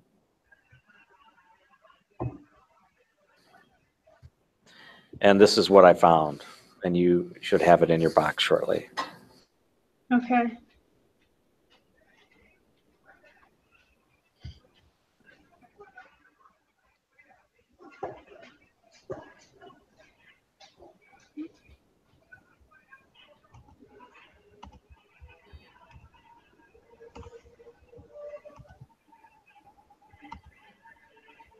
Wow. They're all comfy. They're all rejects, right? They all needed a new home, so they took them in. Bella is in the pink on the left. Jackson's in the middle, and Charlie is on the far right. Charlie's 13, Bella is 9, Jackson is 7. So we have a senior citizen home. Oh, that's cute. Isn't that funny? Yeah. Yeah, they're great. So maybe take a look at some of the pictures of the arena. The arena deliberately used a lot of brick. They used over 15 different bricks. Wow. Okay. With metal panel, and they used different kinds of windows, different shapes, different sizes, different opening sizes. Because, Paige, the building is a big super block, right? It's a big-ass thing sitting in the middle of really nowhere. So the way you make a big-ass thing not so overwhelming, that something that sucks the air out of the environment, but the way you make it seem more, or like, I get it, kind of graspable, is you break it into compartments, right? So anytime you have a big thing, the way you reduce its bigness is to make it into a series of aggregative units or parts. And you're sort of doing that in your facade. You know, you've got those vertical grains with balconies, you've got vertical grains, you've got gaps with balconies. So you're doing that. When you have a real big building, I think you kind of owe it to the community to introduce more choices, more colors, more textures. And that's the way we approached the arena. You don't necessarily have to do that. I think you could go with like, and a warm white, 2 brick colors. Maybe perforated metal panels for the railings and guardrails. Maybe like in a mill finish aluminum appearance, like the color of my MacBook Pro, right? Or an aluminum door.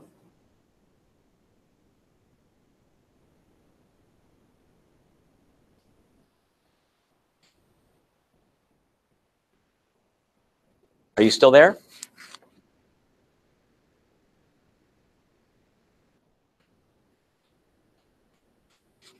Are you still there?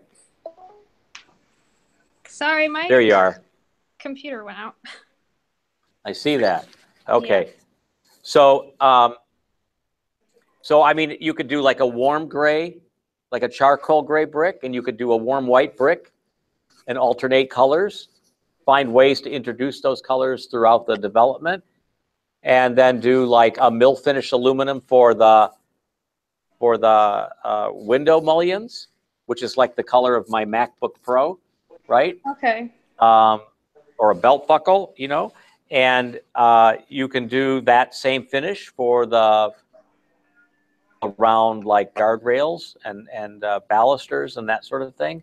Just a real simple palette, and I think that will keep things a little bit calmer.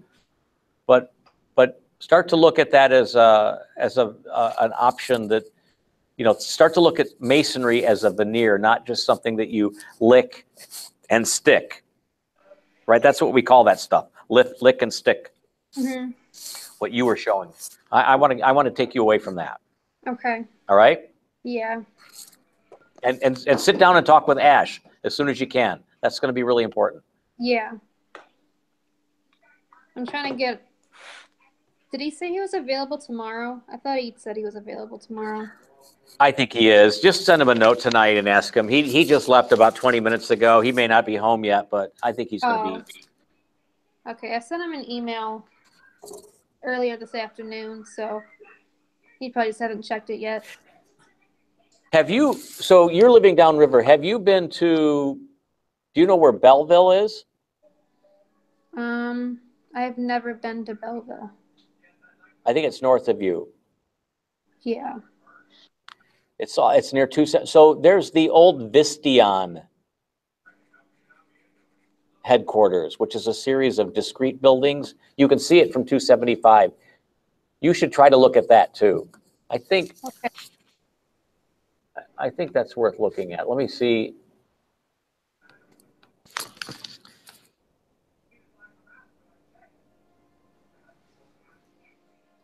If there's good pictures of it. Yeah, Van Buren Township.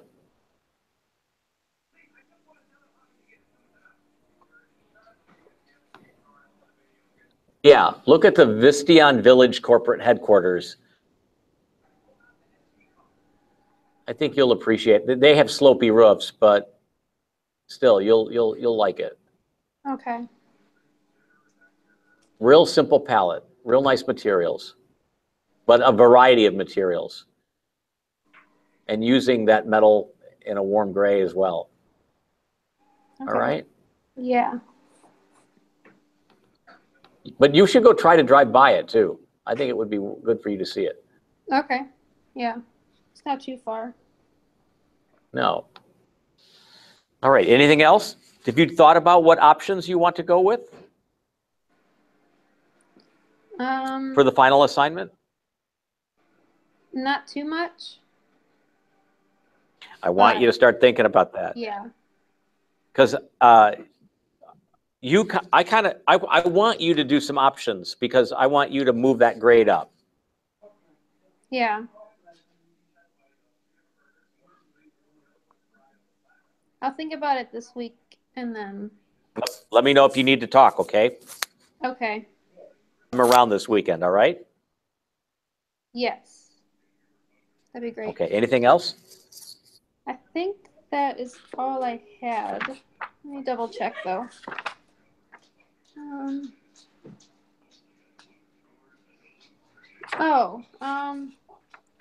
So for the windows and to add those verticals, would I use mullions? Yes. Okay. How do I do that in Revit?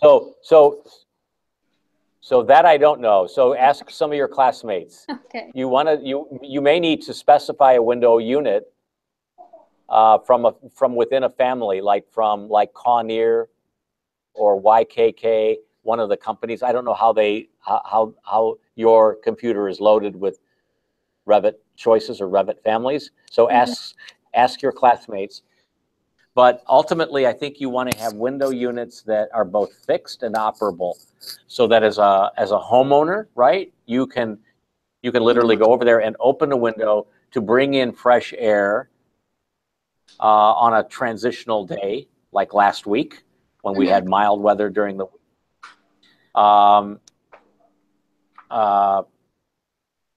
And they would have screens in them and all of that stuff.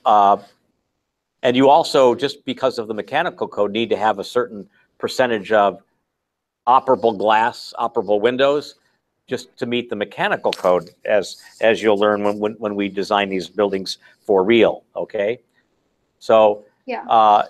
But in terms of how you install them in a Revit model, that I can't answer, because I think it's going to depend on the window product. Okay. Ask Lynn, or ask Rasha, or ask Nancy, for example. No, Nancy's doing it in AutoCAD, but any of the classmates, okay? Okay, I'll do that. Cool. That's my last question. So. Okay. We'll talk soon. All right. Thank you. Bye-bye. Bye-bye.